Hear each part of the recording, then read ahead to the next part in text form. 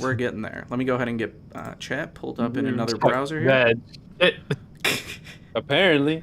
It's gonna be great. Cool. It's gonna be great. All right. No, I'm fucking pissed.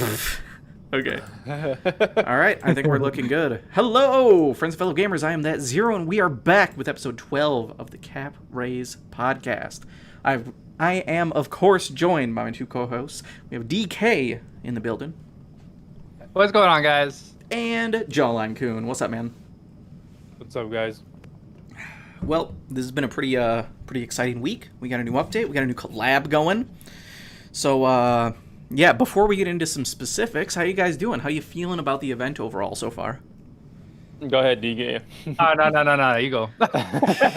All right. How about we just talk about real quick what we actually have? So, way back in the day, we had Secret of Mana. It reran once, and it turned out to be one of the most important collabs we ever had because of a very specific arc that existed, having a very specific skill called Honey Elixir. And I, for one, never expected it to come back, and I figured that was just lost to the ancients, people that were here long time ago, veterans. They'd have that thing, and we'd never have a chance at it again. We'd just have to get whatever the next best thing is from new stuff such as Winry's Apple Pie. And sucks to suck. Exactly, sucks to suck, and that's just how it goes. I'm happy to suck sometimes, you know? That's just how it goes. But as it turns out, they decided to do a Redux event of that, along with doing a brand new collab with an associated title, which is Trials of Mana. You know, we talked about that they announced it last week, but we're actually here, and we've gotten to experience it a bit. So, yeah, let's talk about it. Where do we want to start? That's the real question. So I guess I'll start it. Go ahead. Like, oh man, that cheesecake. Should have done that before the podcast. No, but yeah. So collab, like I said, like you said, it was a Redux, and very important. You know, arc was provided to us. Now they brought it back again the third time, but honestly, I'm a little disappointed in the first unit that they provided to us. I do appreciate the free unit, Duran, which is I'm having a lot of fun building him. It is actually a quick and easy build for Duran. They did give us a level 100. They did give us an Awaken 5 on it, so it was a big, huge save on mats and materials. The only thing that we had to do possibly was the Mother Souls if you wanted to use them, or you could farm them through the event, which is another problem for me because it is going to take you quite a while to get the 3,000 souls that you need to complete his entire kit. Awaken 6. Done. Did you really do it all through the event? Yeah, bro. Really? Oh yeah, no. Wow. I'm not gonna I'm do just that. kidding. I didn't do that. I was gonna say that would have taken you all the stamina in the world. It would have taken you, a good while. But and that's another disappointment for me was that that there was no way of obtaining like the way when Dr. Stone came, they had a way of getting unit souls for every single original unit and the newer units.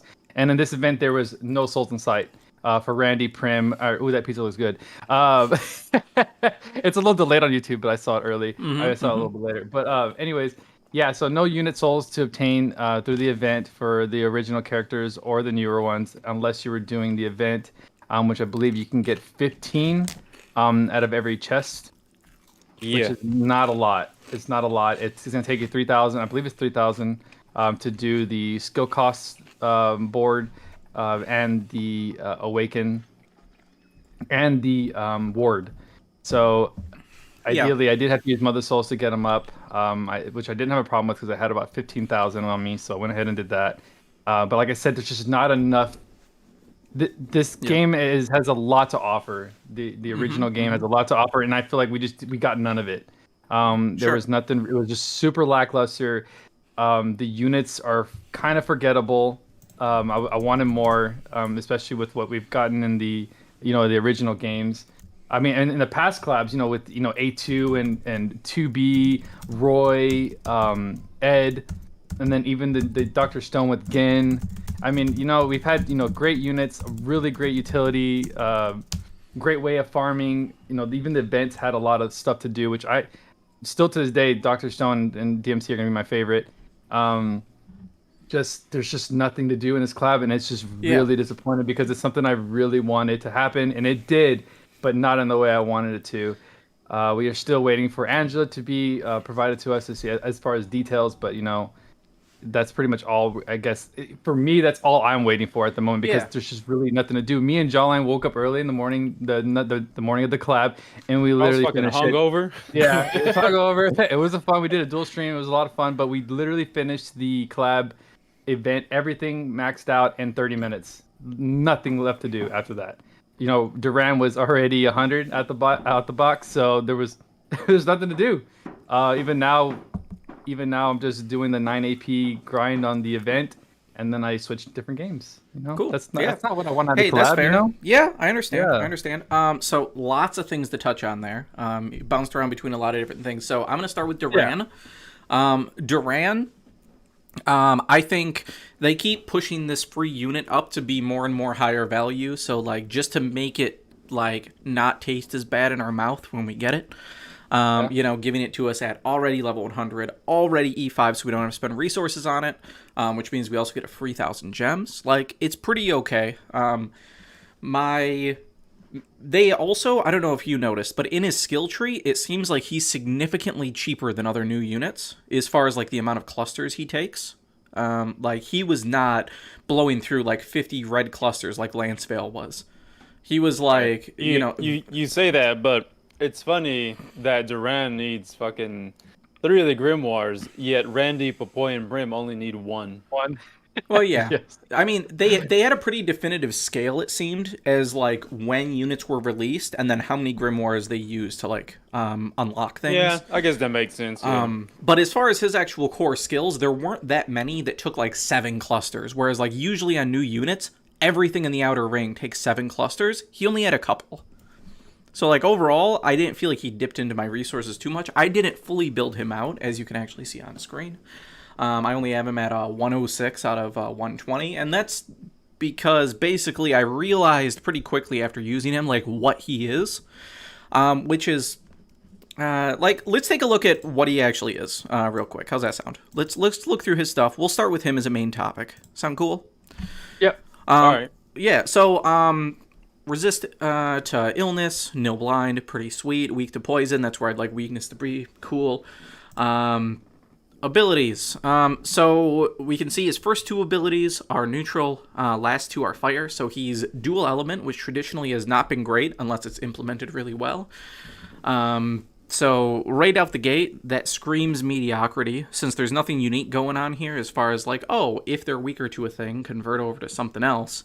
Like what Merity does, or Shift Alice, who does elemental, like dual element really, really well. He doesn't really have anything like that. Traits. When he's Berserker class, which we'll get into, only 1 weapon equipped, which is never a good sign. Plus 30% damage and plus 12,000 damage cap.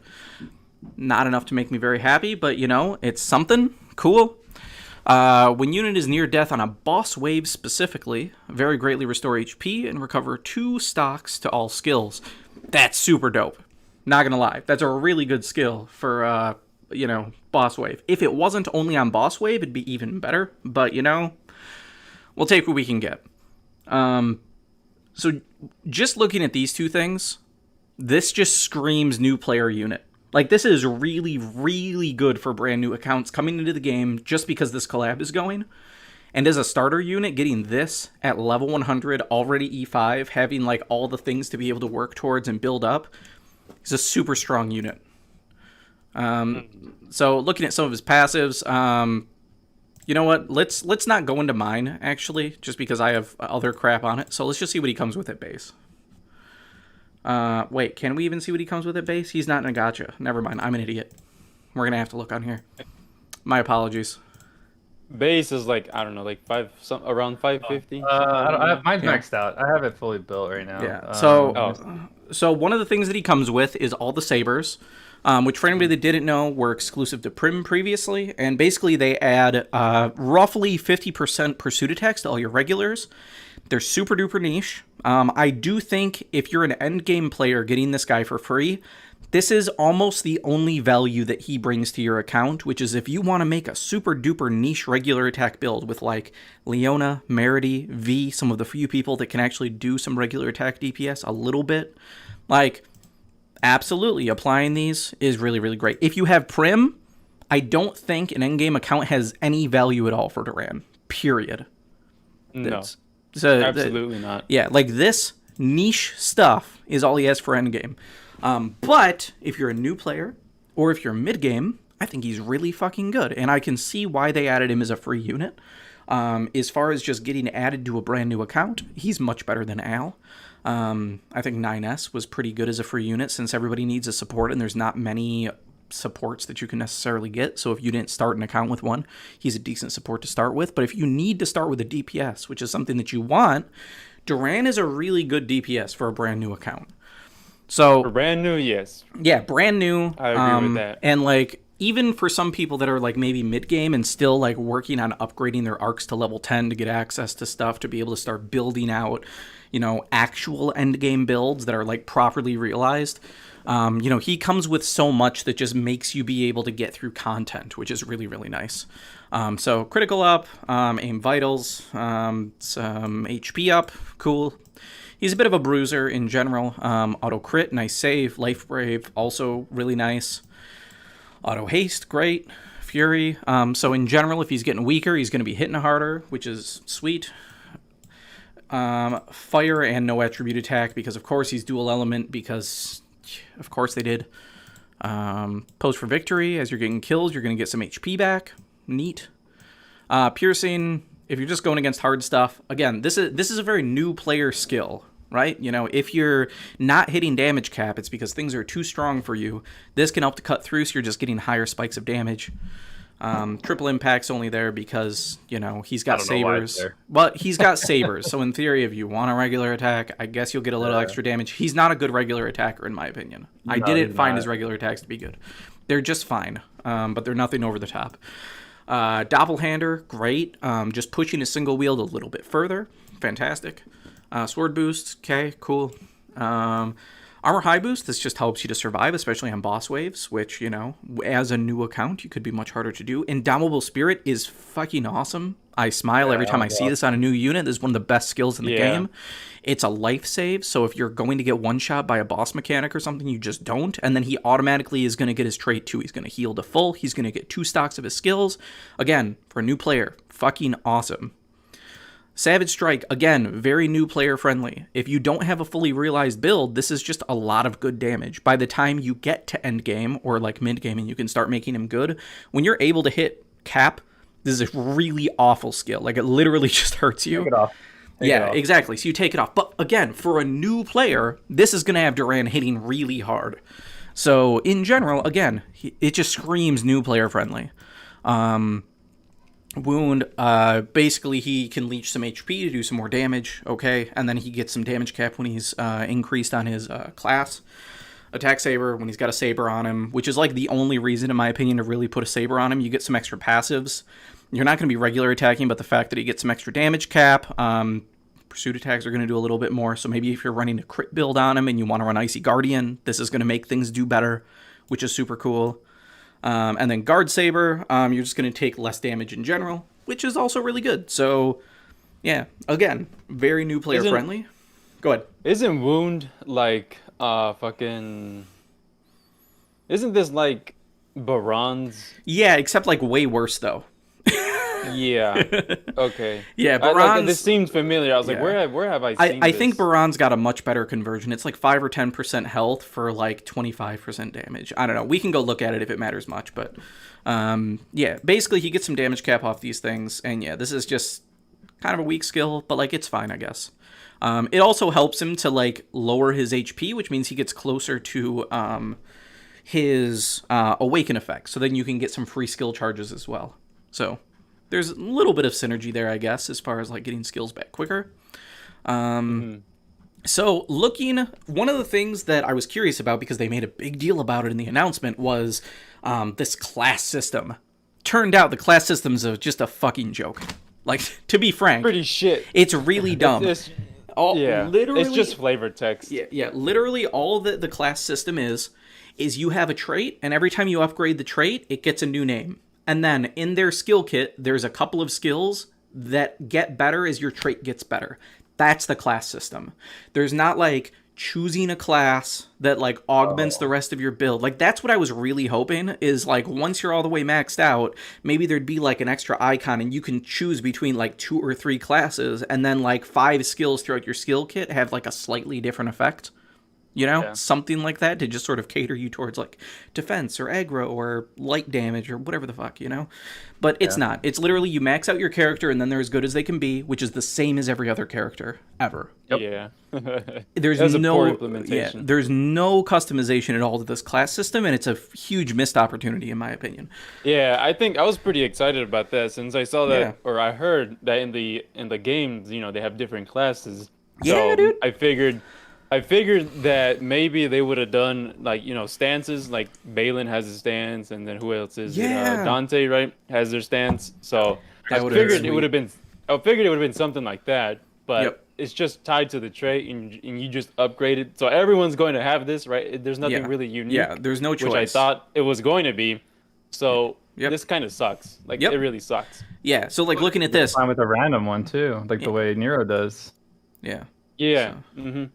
And like the other big thing that's really, really disappointing is they've already taken steps that would have been really similar to this, which I think is what you're kind of talking about with the Nier thing. Is like we've seen things on like Nier units where you can choose which battle chips are equipped, and then like they have different stats, which is kind of a light step, but like there's a little bit of configuration you can do to determine like where you want to be in your build to just tweak things slightly. Merity is another good example where like you can put on overclocked or take it off, and then like either increase your break value at the cost of SET speed, or keep it the same basically, or something like that. So they've done some things where you can turn things on and off, and then like get a positive and a negative. That's all they had to do here. Was like give us like 3 class traits or something, and like maybe the only new coding thing they would need is basically have it be that only one of these things can be active, and then you just choose which skill slot is active. If you click it on, the other ones get turned off, and then there's just a unique set of things you get because you have this particular class. So very disappointed that they didn't go into that a little bit more, but it is what it is. It is what it is. Yeah.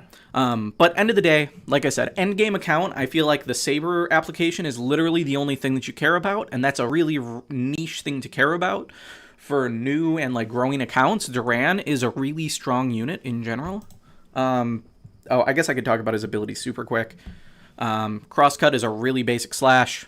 Nobody really cares. It's got a little bit of a push to it. Spin slash does a bit of a gather. It's a really wide AoE, so like it's actually a pretty solid skill, especially for a new account. Like you could just clear a wave with it potentially if the damage is high enough. And I guess there's a small amount of utility in the sense that like because it does gather decently well, you could group enemies for like somebody else to come in and use their other skills. But I think somebody like Shift Golroth does it better with his S3. But there's a teeny tiny amount of utility there. Quakebreaker, basically he just hits the ground and then there's like a mild delay and then there's like a big explosion. It's kind of like his S3. Yeah, I think like cool. it's kind of cool. It's kind of cool. I don't hate it for sure. But it's not great. None of these are going to be great for DPS. Getting only 12k cap for being single wheeled, well 17 because Doppelhander as well. It's just not enough. Even if he had Favor Sword, he probably still wouldn't be enough to be like even close to meta, but he's Those are too low. he's up there decently well. And then Hellion Fury is just like a basic single target attack. Nobody cares. So And it takes forever to charge. yeah, if I had to Nobody rate does him, that. I talked in Discord a little bit. If I had to rate him, new player. Sorry guys, new player. I'd rate him like at least a 9. Like he's a really, really good starter unit for people to come in. Like, especially when boss waves can be the big killer and he's got stuff that actually helps to be able to have that awaken effect, get skills back, do damage. He's got neutral damage on his first 2 skills, which are the things you're using most commonly. And he's got some good physical damage buffs in general. So, like, for a new account, I think he's super duper good. For an existing account, he's probably like a 3 or a 4. So, like... My man was only useful just for the 1,000 gems. That's it. Exactly, yeah. So, like... And I'll bump him from a 3 to a 4, say- because we get 1k gems for free. I wanted to say, like the fact that he comes, already 5th enhanced and level 100 is great and all. Yep. But you miss out on all the EXP from the leveling and from the enhancing, which doesn't sound This like is a true. big deal. But I wanted my EXP, man. That's fair. That's fair. I wanted that. I would have much rather have gotten that instead of just with level 100. Because I mean, we would have gotten it to level 100 easy, no problem. Yep. But for me personally, I don't like it just because I missed out on the rank EXP. That's it. Hey, that's fair, man. That's totally fair. Yeah, and for me, I guess if it was a choice between that or if I had to E5 him with like a worldly radiance, I'd forego the XP. But if I have so many like foreign and visionary radiances that I'd be happy to use those, but I would not E5 him with a worldly because those things are too precious to me, and he's too shit of a unit for endgame. Yeah. But yeah, I haven't even spent megas on him because like he's just not worth for me, But anyway. Anything you want to say, DK? You've been quiet, my friend. That is no. That's just sad, man. It's just like you guys. I've been wanting this collab for a while, man, and just like to hear Duran shit. That sucks, man. That really sucks. Okay, so here's the thing: all the free units have kind of sucked in some regard. Like, yeah, and I think of all of them, Duran kind of is the best in some regards. So Al, I still think if they ever give us content where a tank matters at all, Al will become meta. Like, he has the makings of, like, being the best tank in the world. We have no fucking reason to use a tank. So, like, eventually maybe he'll have his day to shine. 9S, for new accounts that need supports, really, really good. But for endgame, like Duran, he does nothing, like, over the top that's better than any other unit. He does everything on par with everybody else. So, like, even though he has a wide variety of utility, everything is on par. Which means, like, when it comes to endgame, we have somebody better for anything you possibly want him to do. Exactly. No. And then Duran is kind of similar, except, like, when you start a brand new account, you need to have at least one good DPS. He's a really good DPS for a brand new account.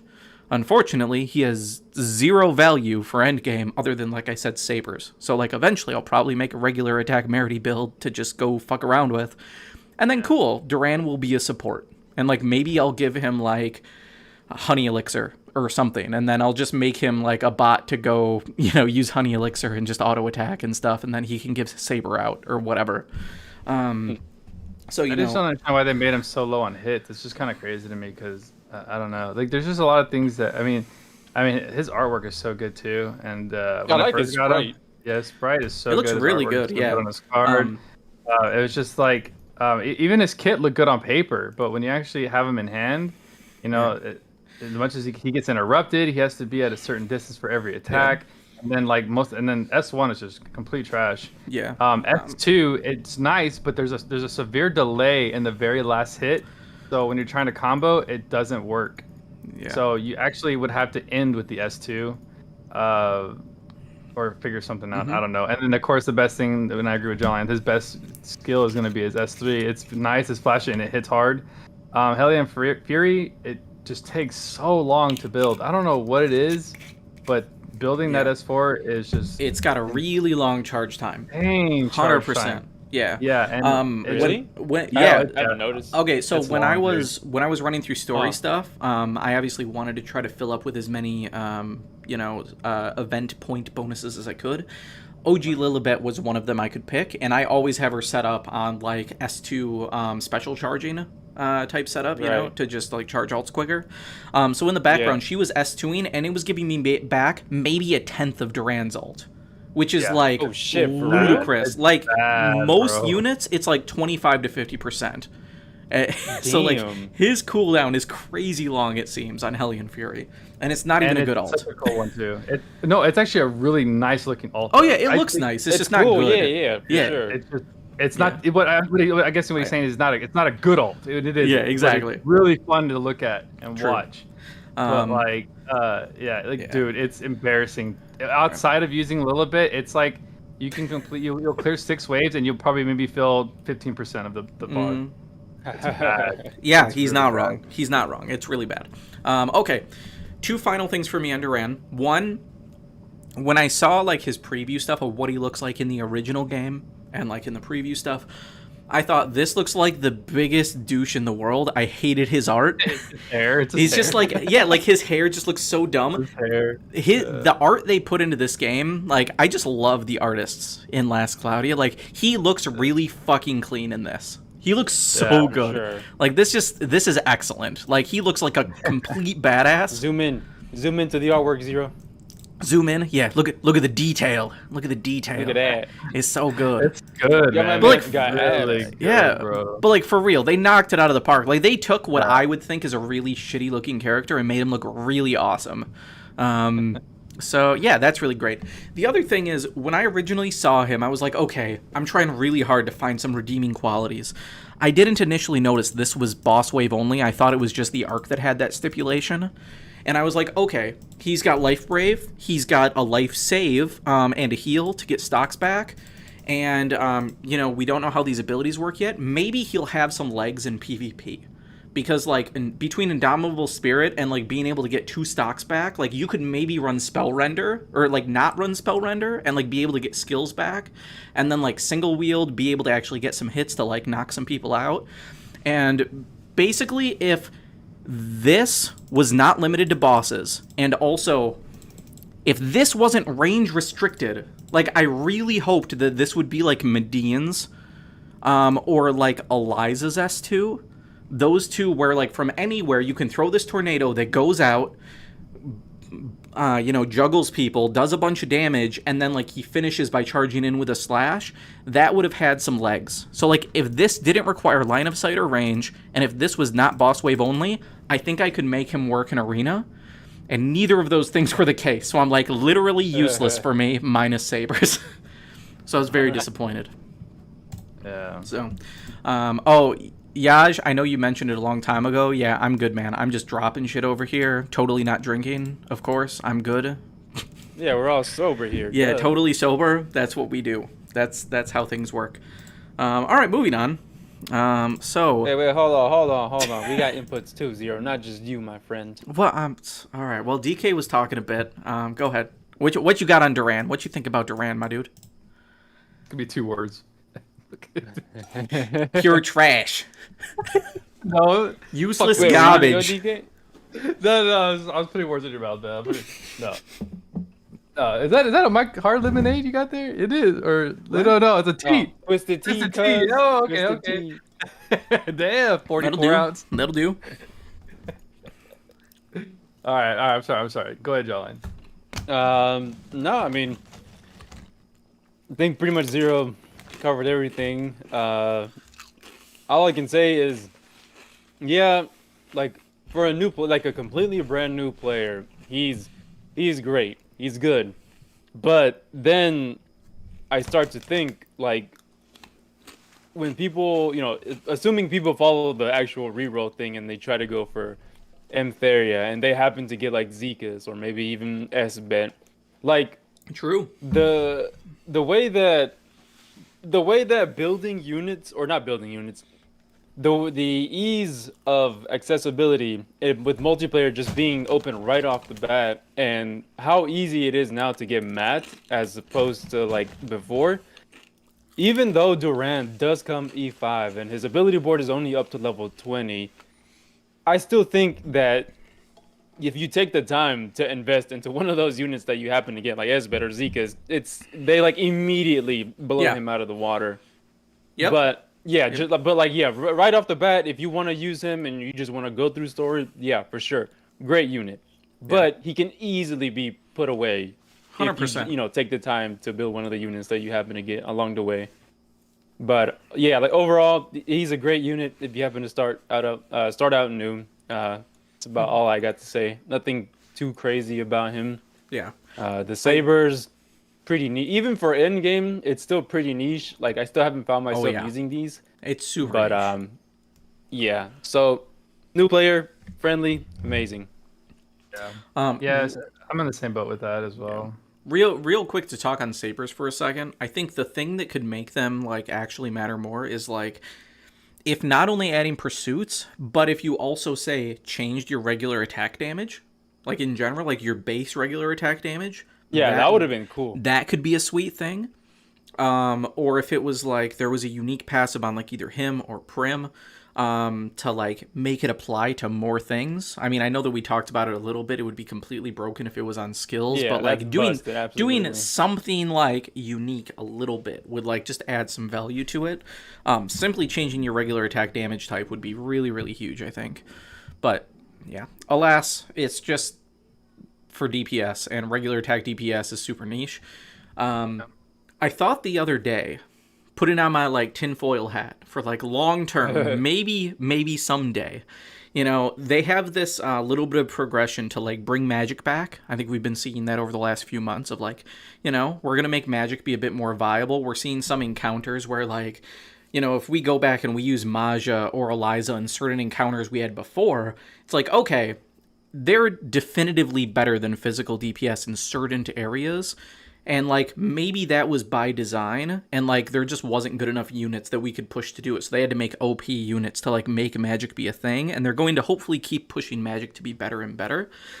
What if they eventually want regular attacks to be a thing too, and something like this getting free? Maybe somewhere within the next year, we're going to see regular attacks being a thing on specific units. And not only that, maybe eventually they're going to have some change that says, hey guys, counterattacks are now going to be treated as regular attacks. Suddenly, counter goes from being useless to like, hey, maybe this is a thing that kind of sort of matters a little bit. Right. So like, I wonder if maybe in the back of their minds, maybe that's something that's going on, because counter's been literally useless since the game came out. And like, I want it to change a little bit at some point. And if they just counted as regular attacks, got all the same multipliers, could proc the same things as regular attacks, like, I might actually run counter on a couple of units, Right now, though, it's nothing. So, I don't know. Yeah. I've actually, like, when I tested him, actually testing him and 9S today, trying to figure out, we're debating on who is the better free unit. And I forgot how much fun 9S is. 9S is actually still really good in my opinion. He's really cool. 9S is my favorite free unit that we've gotten. Yeah. So and they're two different units. That's what it really comes down to. I can't really judge either one. Yep. Of course, in my opinion, Al is definitely the worst free unit we've had. Because it's just not necessary. Like the way Zero said, not in the term of like he's just a bad unit. He's just like we don't need him, right? Mm-hmm. And so I was doing some testing today with Duran, and he caps really well, honestly. But another problem with this board is that without equipping any kind of armor, he is weak to curse, which is kind of sucks because that means you actually have to stack a res and a nil for him just to be nil. So you have to just run, or you just run holy water. If you happen to have the new arc ether reward. But we'll talk about that when we get to that. Yeah. I'm just talking about right off the bat, like off his base. Right. And then he's also completely he can get stunned because he's just neutral and stun. So I'm like, damn, like even what he's good at, he can get nuked at. You know what I mean? Yeah. Curse will completely nullify his skills. Thunder. What is it called? Stun will completely. You won't be able to do shit. And it's like, damn, they could at least gave us like a nil to stun or a nil to curse or something, right? So you have to waste, either arc ether to get whatever you guys are about to talk about, or you could use, certain types of armor that have resist, and then go ahead and use nil from there, and then you can go ahead and get your nil on curse. Because in my opinion, like, I hate getting cursed. Like, it's one of the worst things ever. Stun, it's so annoying to get cursed. But even then, after maxing out his board, I have him at 96 SC. He's still probably at that 4K, 5K mark on strength. So he is capping on whites and crits, so it is really nice. But like I said, I think where he struggles the most is that he's just doesn't have that many hits. And like Zero, but one positive thing to say is that I think he could be future-proof, like the way Zero's saying.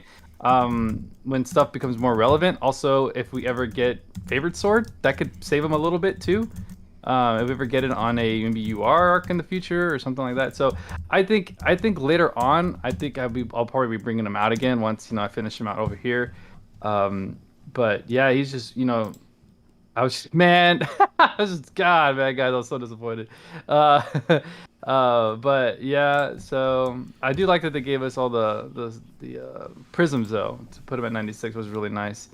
Yeah. And of course, I did waste clusters and make clusters to get him up because I really, really wanted to test his sabers and I wanted to test like his capping capabilities and stuff like that. So, um, overall, I agree with 100% what Zero said. For a brand new account, if you are willing to waste the mats to E5 them and stuff like, well, he's already E5, but pursue the E5.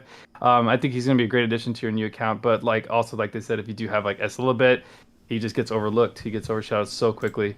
So and it just sucks because I was actually I don't know if you guys we watched the stream when it first came out. I was actually more excited to play with Duran because I actually find the character very cool. With minus the douchebag hair. but yeah, Looks so, like Ginger Sonic. yeah. Ginger Sonic. So yeah, I mean, if you guys are having fun with them, that's awesome.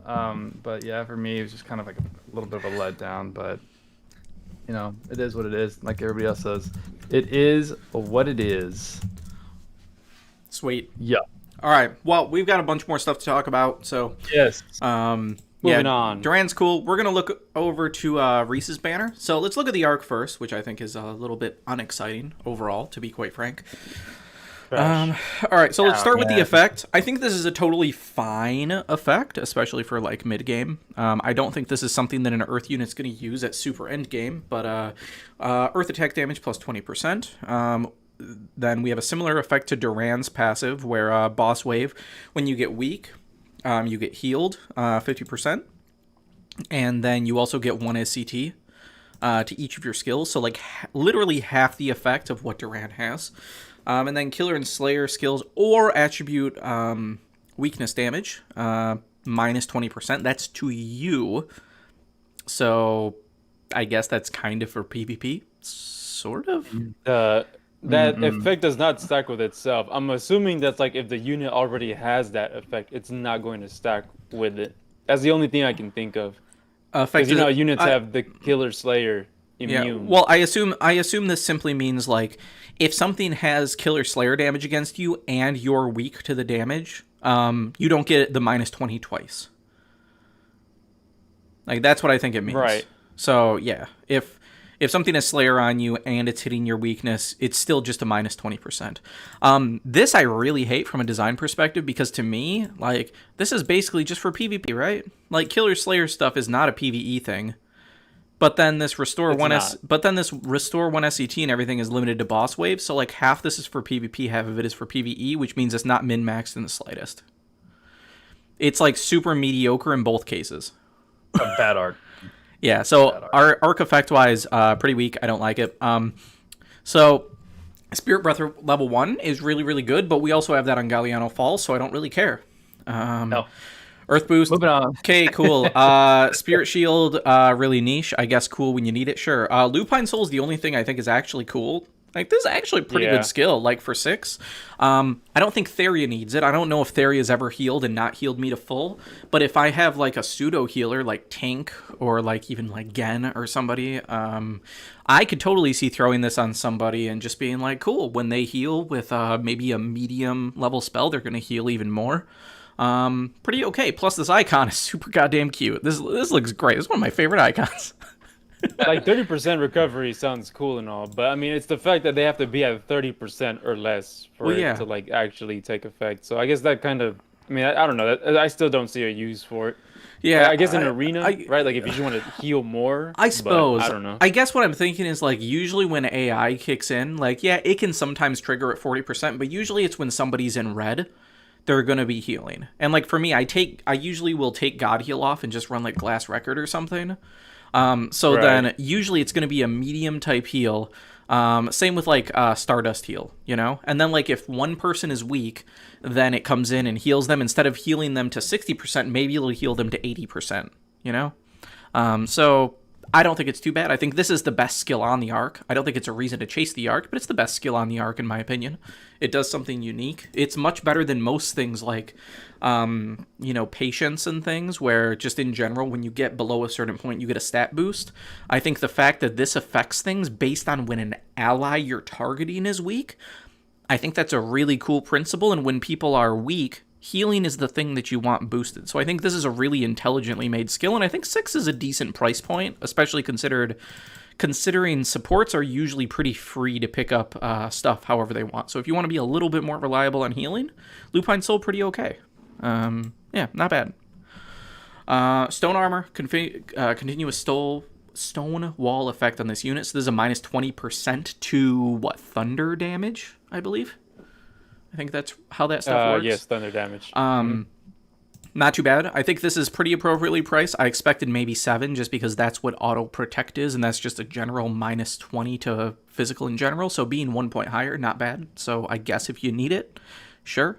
And Earth Critical sorry, go ahead. No, I was just going to touch back on that Lupine. So I went ahead and just looked at a healing high boost, and that's 8 SC for 30% recovery magic. So I think that 6 SC is justifiable. I agree with that. Yeah. I was just looking at it real quick. Cool. Yeah, good call out. Thank you. And then in and off at the level 10 skill is Earth Critical Raise. We've talked about critical raises before on the podcast. It's a luxury skill. Maybe on somebody like Ed in Arena, who's Earth and crit based, it can be good. But in general, 12 for this effect is not a good rate. This is like 9 points worth of value. But if you're just looking to maximize crit on an Earth type unit, it's nice to have. But yeah, nothing here screams chase this arc, even a little bit. Nope. Arc Ether. We have a shield. Okay, so this is a roller coaster. Yeah, this is a roller coaster of an AR for me. So, oh my gosh, it has some stats technically. Cool. This icon looks really nice. I like that. Chance to auto guard. We've got a million things that do this. If you want a chance to auto guard, it costs fucking 2 SC. Like, this is a wasted effect. Fuck you, Adis. Give us something. Like, at least be like, hey, while auto guarding, chance to reduce damage by 25%, or a chance to get MP back, or a chance to fucking anything. Just auto guard is bullshit. It's just bad. If you're gonna run this, the only reason to run it is you get Curse and Poison Nil, which Curse Nil, get a +2 in Curse, really good, and then a +1 in Stun. These are actually really good resists. Yeah, that's amazing. That's the only redeeming factor of the whole thing. I believe not AER factor though. Like that. Well, yeah. I mean, it depends. Yeah, it depends who you're talking about. But for example, Shift Kyle is all over in PvP. I believe he's already resist to stun, so I believe this would probably put him up to nil stun, and I think resist, because I think he's weak in curse, so that puts him up there. So you don't have to give him holy water. This makes him resistant to curse, and then you could give him maybe one other thing, and then he'd be up there, or even just curse resist, which is 4. So it's not bad if you wanted to make him really tanky. It's something, but I really wish that they did more with it. The ailment resists are really good. Everything else is really trash. So again, no reason to chase this. I'd give it a 5 or a 6 out of 10. It's just not that great. It's I give it a 2 out of 10. The AR. Everything, that whole arc. The whole arc? I don't think it's that bad. I'd give it at least a 5. It's not bad. There's a little bit. Yeah, I'd say at least a 5. I don't know. Here's my gripe with it. Here's my gripe with it. Gripe. So we have the original Redux. I mean, the original Mana collab that we got came with some of the greatest arcs that LC has, right? Mm-hmm. Now they have an opportunity to do it again and keep that same energy, right? But they don't. They completely give us spirit breath, earth boost. Are you serious? Spirit shield. Come on, man. Yeah. They do. We have power break on the other arc. We have honey elixir. Everything is so unique to those previous arcs, and we literally got shitted on with this arc. There is nothing good about this arc. You want me to know what I'm thinking? Again, we're gonna go tinfoil hat again. So okay, all right. So so man's a tinfoil. Okay. Okay. So Angela's coming at some point. Everybody's super hyped because she brings the booba, and people spend money for the booba. That's what people do. I have heard some people talking about things that she could potentially be from the base game. I think I heard things like she can do things like I think I heard people talk about like 2 elements and also neutral damage. So there is a potential that maybe she'll do something with neutral damage, which would be a first since Lagrabos, who's basically fallen off the face of the planet for the most part. So she could do neutral damage, which could be cool. I've also heard that she does things where, like in her lore, she has like she wasn't always great with magic, and she always struggled, and so she was kind of like I don't know, poo-pooed by her family. Like her mom was really good or whatever, and like she was kind of shit at it, so like she was always kind of clowned on because she wasn't good enough. And so she had to try really hard to be good. So that in my head says flavor-wise, maybe she's going to have like a chaos magic effect where like, hey, when she attacks, she could have a chance to be like minus 2k damage cap, but a chance to be plus 20k damage cap. And like you just don't know what it's going to be. So like it's going to be like some RNG to her stuff maybe. Maybe she'll be neutral damage. So my guess, she's not going to be as good as Riesz. The arc will be really good, which I think would make sense because this arc is pretty shit and Riesz is really good, which we'll get to. You know, so like I think what I was thinking yeah, go ahead. is maybe she'll have this is a pretty big stretch, but maybe she'll be like Lug, where she has Brute and Human Geyser. Possible. Right. Yeah, Like we're I don't all know pretty anything much about waiting for anything Angela. about the game, right? I don't know shit about the game, but I don't know. Maybe that's a possibility. Yeah, so she uses all types of magic, and it really can. She's basically a rainbow. You literally can do it any type of magic, like ice. I don't know, neutral. I wouldn't even know that. Like dark, light, night light. Like, but she can basically do like everything, right? I was actually watching gameplay just to kind of because it's been a while since I played the game. Just to kind of go back to, I was actually watching gameplay of her because I'm actually more excited for Angela than anything. And I was showing the guys in the Discord prior to the podcast, and I was showing them, like, telling them, like, you know, what magic attack, every magic attack that she has, and it's all just a bunch of rainbow stuff, right? It's every element.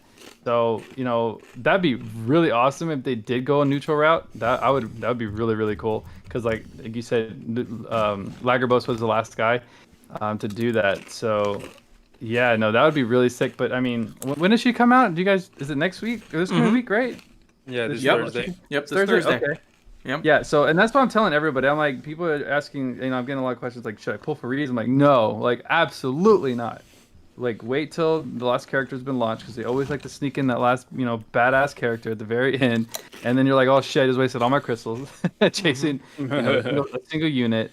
So yeah, if you guys haven't pulled yet. You guys are waiting. You guys are smart. This is exactly what you should be doing. I would not go for Riesz at all right now. It's or true. This arc. It's true. But I will say, even though you wait, because you should, it's always smart to wait. But if you don't have Honey Elixir or WAP on your account, Oh yeah. Riesz is a ridiculous pickup. She is the equivalent of Gen, except better right now. That's my opinion on her. Like, we'll get into her, but in fact, we can get into her right now. But Or better than you Gin. could just How the hell? Save your money because I know that some people will throw money at this, a lot of money, just to realize that she only has Honey Elixir kit, and just go for the pity honey, the $99 Honey Elixir ticket. yeah, if people want to use money, yes, we'll get into that too. But let's talk about Riesz, and then we'll get into the actual paid stuff because that is a big deal, and I really want to talk about it. Okay, yeah, go for it. Okay, so Riesz, taking a look at some stuff right away. In general, decent resists except for silence. I don't know why she's weak in silence. That's really that sucks. That's fine for me. It doesn't. Resist in blind, curse, and stun. Like this is the type of spread we normally see on physical DPS, which I consider her a pseudo DPS. Like she's not going to be your main damage dealer, at least at endgame, but she's going to be really good for sub DPS. If you want. All she was missing was resistance to illness. True. Oh yeah. Yeah. True. But that weak to silence, kind of weird, I guess. Yeah, I mean, that's I don't know. It's a bit of a miss. Like you kind of have to build against it. So like, I see when they do stuff like this, I see it as a nerf. Like, hey, we're giving you a really strong unit, but we're gonna force you to probably use SCT or gear to have to compensate in some way just to rein it in a little bit. Like we've seen it with some other units as well. Yeah, I So- mean, I don't really see You're gonna this have to being earn an it. issue. Yep, in you gotta earn it. PvE, to be honest. Yeah, it's very niche battles where like it's gonna matter. You know, Yeah. pretty much all ailment resist. I think that's the case. Like I don't build against ailment resists unless it's a very specific fight, like against Like Necro. like Necro. I'll either build Curse Nil or I'm gonna build Ma Cure Stun or Ma Cure Curse so that I can cure my entire team if myself and others Right. happen to get cursed. You know, it only costs 6 SC, which is cheaper than Curse Nil, and yeah. So I'll do that. But again, that's a really niche cases that I actually do that. All right, so that's pretty cool. Abilities. Jawline, I saw you put out a video on her as well, so if anybody wanted to see, you can go check out his channel. I'm sure there's plenty of videos on Riesz at this point. But in general, Whirlwind Spear, there's a little bit of a gather and then a thrust to push enemies. Neat. Lance Surge. Throws multiple things at stuff. I believe if you target an enemy that's past an enemy, they'll pierce through until they hit the target you're actually targeting. So, like, there's a little bit of pierce through stuff you can do, but it's kind of like... It's a fine skill. And it's also light. It's from anywhere on the map as well. Yeah, so there's no line of sight, so that's really, really good. Now, notice she is dual element, but not a good version of dual element. So, as far as I know, she has higher boosts to Earth. Is that right, Jaw? Yep. Cool. So her S1 and her S3, which are both Earth, are going to be most impactful, at least based on her kit. This is light, and her ult is also light. Meteor Thrust, from what I understand, is her bread and butter. I saw a little bit on Jaw's video, and then I saw Tweaks doing some testing as well. Apparently, there's some sort of effect with Meteor Thrust where when you hit an enemy, it creates this clone. And basically, if you have things stacked up on top of each other, you get a clone for every enemy that you're hitting, and then you end up stacking up multiple hits. So, like, if you're attacking a mob, you actually get more than the default amount of hits, which is pretty good. So, like, by default, I think it's a 13 hit that turns into 26 if dual wield. And I've seen times where Meteor Thrust can hit for, like, 50 or 60. So, like, you can hit much, much more if you, like, have things grouped appropriately via either... You know, Golroth S3, Theo, maybe even the gather from Duran, you know, a black hole. Yeah, maybe the S1 if it happens to hit enough people on the map. Black hole from DeGrogue, Lu, Sheeta. Kind of lightning gauge can group things as long as they're within the little bit of range. It'll pull them in tighter. So, like, there's ways to group things, and if you get them in, Meteor Thrust can really, really wreck things from what I've seen. If you get them into a group setting. So that's kind of where her niche comes in as far as damage comes in. At least that's my understanding. I don't have her, but I saw it happening in some gameplay, so that's good enough for me. And then on the ult side, powerful earth combo attack to all enemies. Switches over to light if they're weaker to light. Cool. Yeah. I mean, things that hit all enemies are neat, but as far as I've seen, this isn't anything to write home about. It's just fine, right? Yeah, pretty much the skills you're going to use are going to be her S1, or her S3, S1, and then S2 once you run out of S3 and S1. Cool. I'm not a big fan of her S2, to be honest. It's super slow, and I don't know, I just don't like it. Fair, yeah. It looked kind of just fine, you know, a little bit of utility or whatever, but yeah. Traits. Meteor class, nobody cares. We already talked about classes. Basically, spear equipped, get some damage cap increase, physical damage increase. Cool. Yeah, good stuff. We like to see it. Oh, I'm gonna butcher this. Standard nowadays. Exactly. Laurentian. Yeah.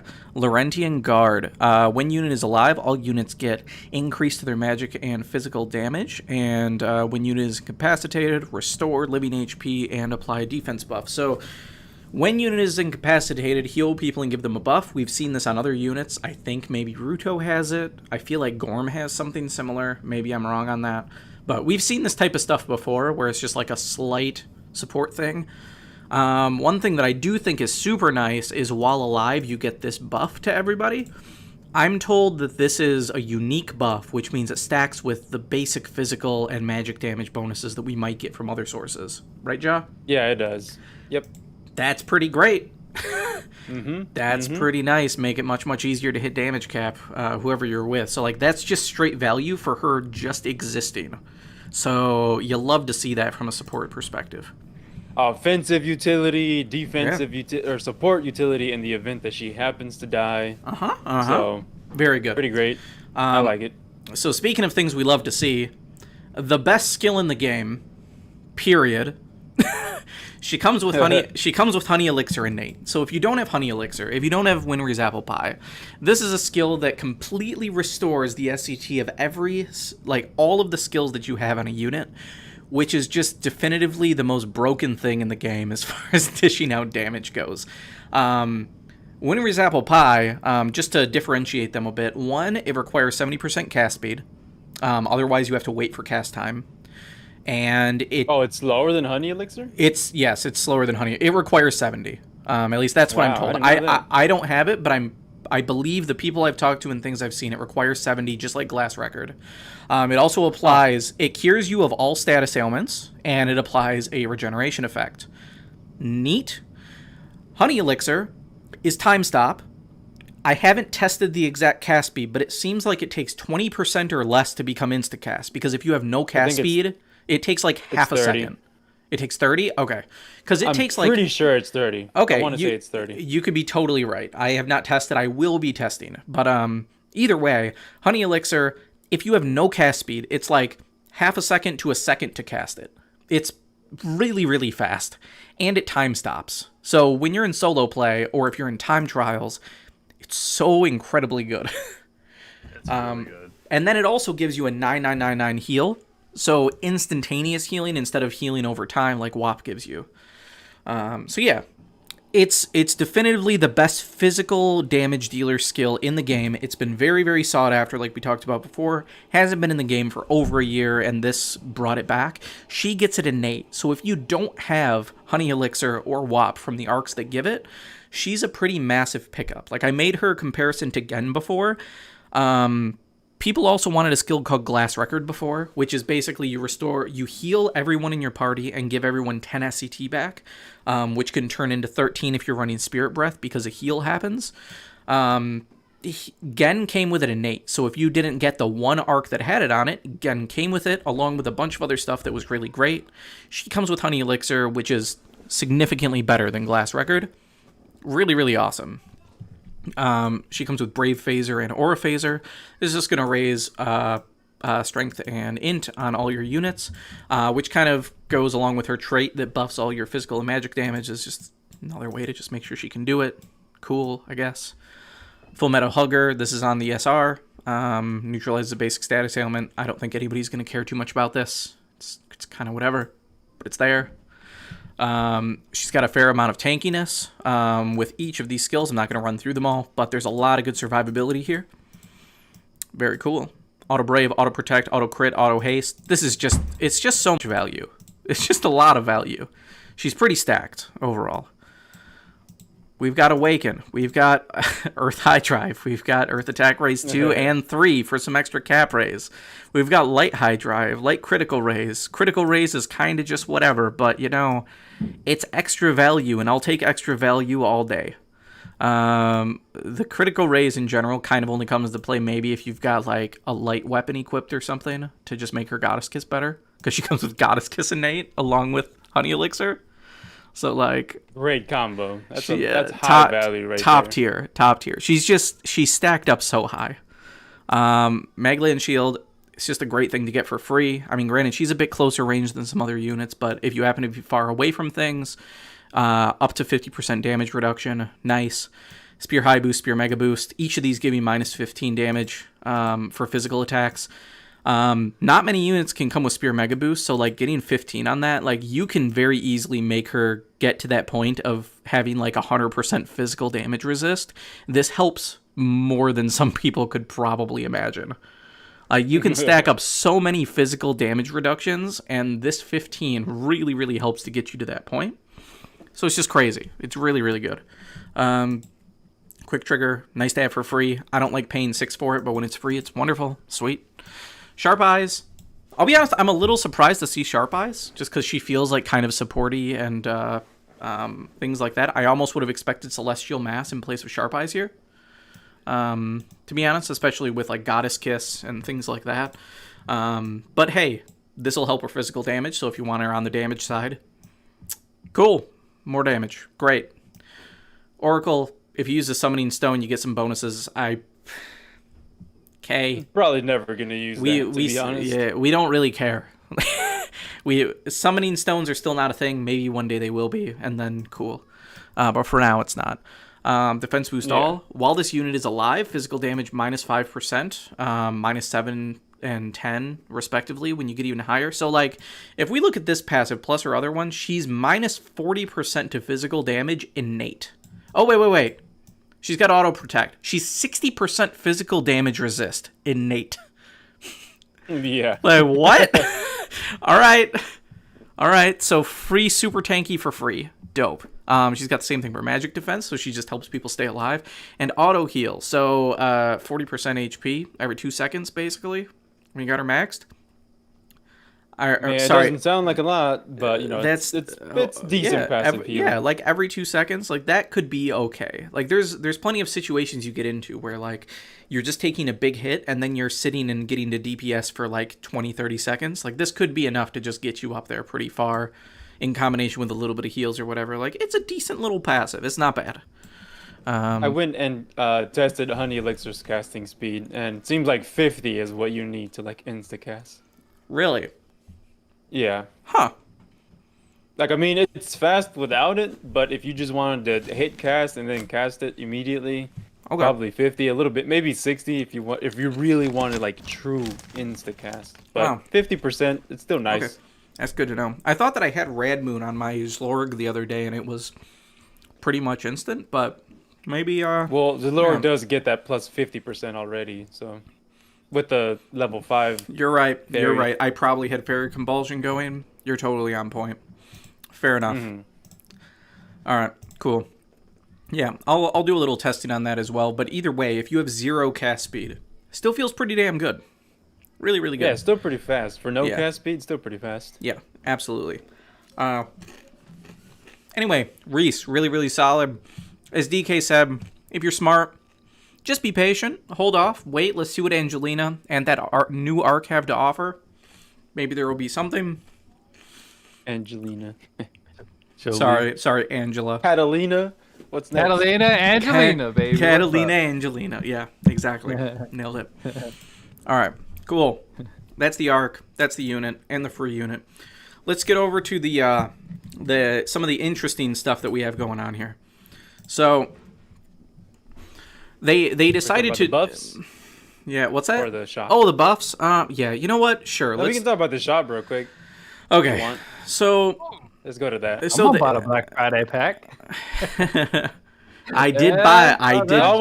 You want to go ahead? This is all you, my friend. I did buy a Black Friday pack. I did indeed. Whale. Okay, so I am a dolphin. Thank you very much. I guarantee that you've spent more on one banner than I have in my entire career in LC. Pity ain't cheap, my friend. You know, so I want to talk about the main thing that really, really stands out here, which is this Trials of Mana. Okay, so not medals. I will talk on this really quickly though. So, one, they made it so that medals can pity stuff, which is really, really nice. Like very often in collabs, there's no free to play pity. Period. They just don't do it. So I was very pleased to see that they did the 90k pity to get the absolutely best arc in the game. Like most game-changing thing you can get, which is Final Fantasy Adventure. This is where you get Honey Elixir along with some other really good skills too. So if you're somebody that saved for a long time and you've been saving for a unit or whatever and you don't have Winry's Apple Pie and you have 90k, I think you should just go in and try to get this. Like you might just get it naturally anyway, but pitying this is better than any unit you could possibly get. Because units get crept all the time. Exactly. Elixir, that shit has this is timeless. This is 3 months that it came out. It's only gotten more powerful over time. It's gained in value. This is with the units. This is the finest of wine in the realm of arcs. 10 out of 10. Yes, 10 out of 10 skill, man. Yeah, it's so good. Sir. But in addition to that, they did something else that I really didn't expect. So I'm not a whale, so I don't normally spend much. I'll do some steps-ups on occasion. I've done 2 of the anniversary packs for 100 because I was like, yeah, my account has good odds of making good progress, and I haven't like donated to the devs in a long time, so sure, I'll drop $100 on an Annie pack, and we'll make that happen. Right. And then, I'll spend 10, 15 bucks on a step up here and there, whatever. Normally, from you guys who have actually wailed and pitied at times, isn't it normally like $300 to $500 to pity a unit or something that you want? No. It's like 3 something or 300. Yeah, it's around like 300. Okay, yeah. So I said 3 to 5. 350 Okay, at so the most. okay, so I wanna say. three to 350 to pity a unit. What they decided to do was they gave us this Redux collab banner, and every 3 steps you get a free ticket to trade in for any of the arcs or units from this old collab, including the much sought after Final Fantasy Adventure arc that everybody wants. Now, this isn't necessarily cheap. Paid, as everybody knows, is just like, dude, paying in this game, it feels like they don't want people to pay. Value is so fucking awful in this game. I'm sorry. It's so bad. But Say that again? I said in general, like paying and the value you get for your money on like paid crystals and what that equates to in game is so fucking bad. Like their monetization, in my opinion, is so trash tier compared to some other gachas. I mean, there's other really bad I want to hear you gachas. say it again. I just want to hear you say it. Fair enough. Especially like I've been playing Revive Witch, and like compared to that, like it's such a night and day difference of like how good or bad the things are. But in here, basically, you can get the Black Friday deal, which is what I had, and what I ended up doing, which is $100 for this, which gives you a little bit extra. You have almost enough to get a step up, which, scummy, you need an extra 60 to do an actual step up, because fuck you, Adis. But, still, I'm just saying, I'm calling a spade a spade. It's still intentionally done to be scummy, and it gets under my skin. But This man paid, got what he I feel wanted, you. now he's shitting on it. I'm just saying, this could have been a $90 pack for He's thinking about 9K. everybody else, though. This could have been $90 for 9K, which is the normal rate. Instead, they made it exactly enough that you have to go spend another $5 in order to hit a step up. Yeah. I'm just saying, it's calculated. But $100, you can come and get enough here that you can do the first lap of this to be able to actually get anything that you so choose. You might even get Final Fantasy Arc on the way, in which case you go get Prim, which we'll talk about probably. Or you can get Secret of Mana, which is also a pretty good arc. Not nearly as good, but still good nonetheless. So the fact that you can go in and pay $100 to pity the most game-changing arc in the game, I did not expect. And then they also gave us the 90k pity for free-to-play. Kudos to Adis. They knew bringing this collab back, this arc by itself would print money like crazy. They could have very easily left this at $300 to pity, and people would have paid. Right. But Yeah, this is the They best made- part of the collab. yeah, they made it $100 instead. Me, I probably would have done $15, done a step up on Riesz just because. Instead, I paid $100 to get this. Like, because they made it. If this was $300, I would not have paid. I wouldn't have paid that. Right. It'd have been ridiculous. Zero took the bait. Yeah, I took the bait. I did. We all did. I think that there's still a ton of things wrong with the gacha system and the monetization and how they do it, but I think the way they handled this collab in this specific situation, I think was a step in the right direction, which is good enough for me. So like me buying into it, I think is just a decent way of saying, hey guys, keep going in this direction, make things a little bit more consumer friendly and just keep on going. And do that. Stop making things so like either you get nothing or you have to be a complete whale. So anyway, At least, yeah. that's my long form rant on this thing that was very unnecessary. But No, it actually was necessary because it needed to be fucking No, said. it wasn't. all right. No, it, So all right, let's take a look at some of these things. So Final Fantasy Adventure. Let's see here. So conversation. oh, look at this. For three, Man, this is look like at a- this arc. As far as I know, there's like a minor regeneration effect for 3, which is like pretty Yeah, good. It's a chance, yeah. Yeah, okay. So, like, pretty good. Decent. Blood of Amanda for only 2. Makes you recover from Curse, I believe, twice as quick. Also, not bad. Pretty decent. Axe's crit rate against Stone, niche, I don't really care. Monkey Baby, really, really good. It's another chance to silence on regular attacks, which sometimes you want, and then you get a plus 30% damage against things that are silenced. Really good skill. Awesome. I really wanted this for some of my units, especially support units like V. It's really, really good. Basically, a super research if you really think about it. Yeah, it is. It's really great. And it's it's priced the same as Silence Research, I believe. Exactly, it is. Well, I think Silence Research might be 6, maybe. I thought. Wait, there's 7. I thought it was 7. It might be. I might be wrong. Yeah, it might be. But either way, it's really, really good. Honey Elixir, insane. obviously, we've already talked about it. I won't harp on it more. Best skill in the game. Cool. Geminite is also really, really fucking good, especially when you're fighting bosses. Like, if they happen to be doing magic damage for only 6, I believe this is a 30% chance to negate magic damage. Now, for context, something like Illusion, I think, is like 10% chance to evade physical attacks, and it costs 5.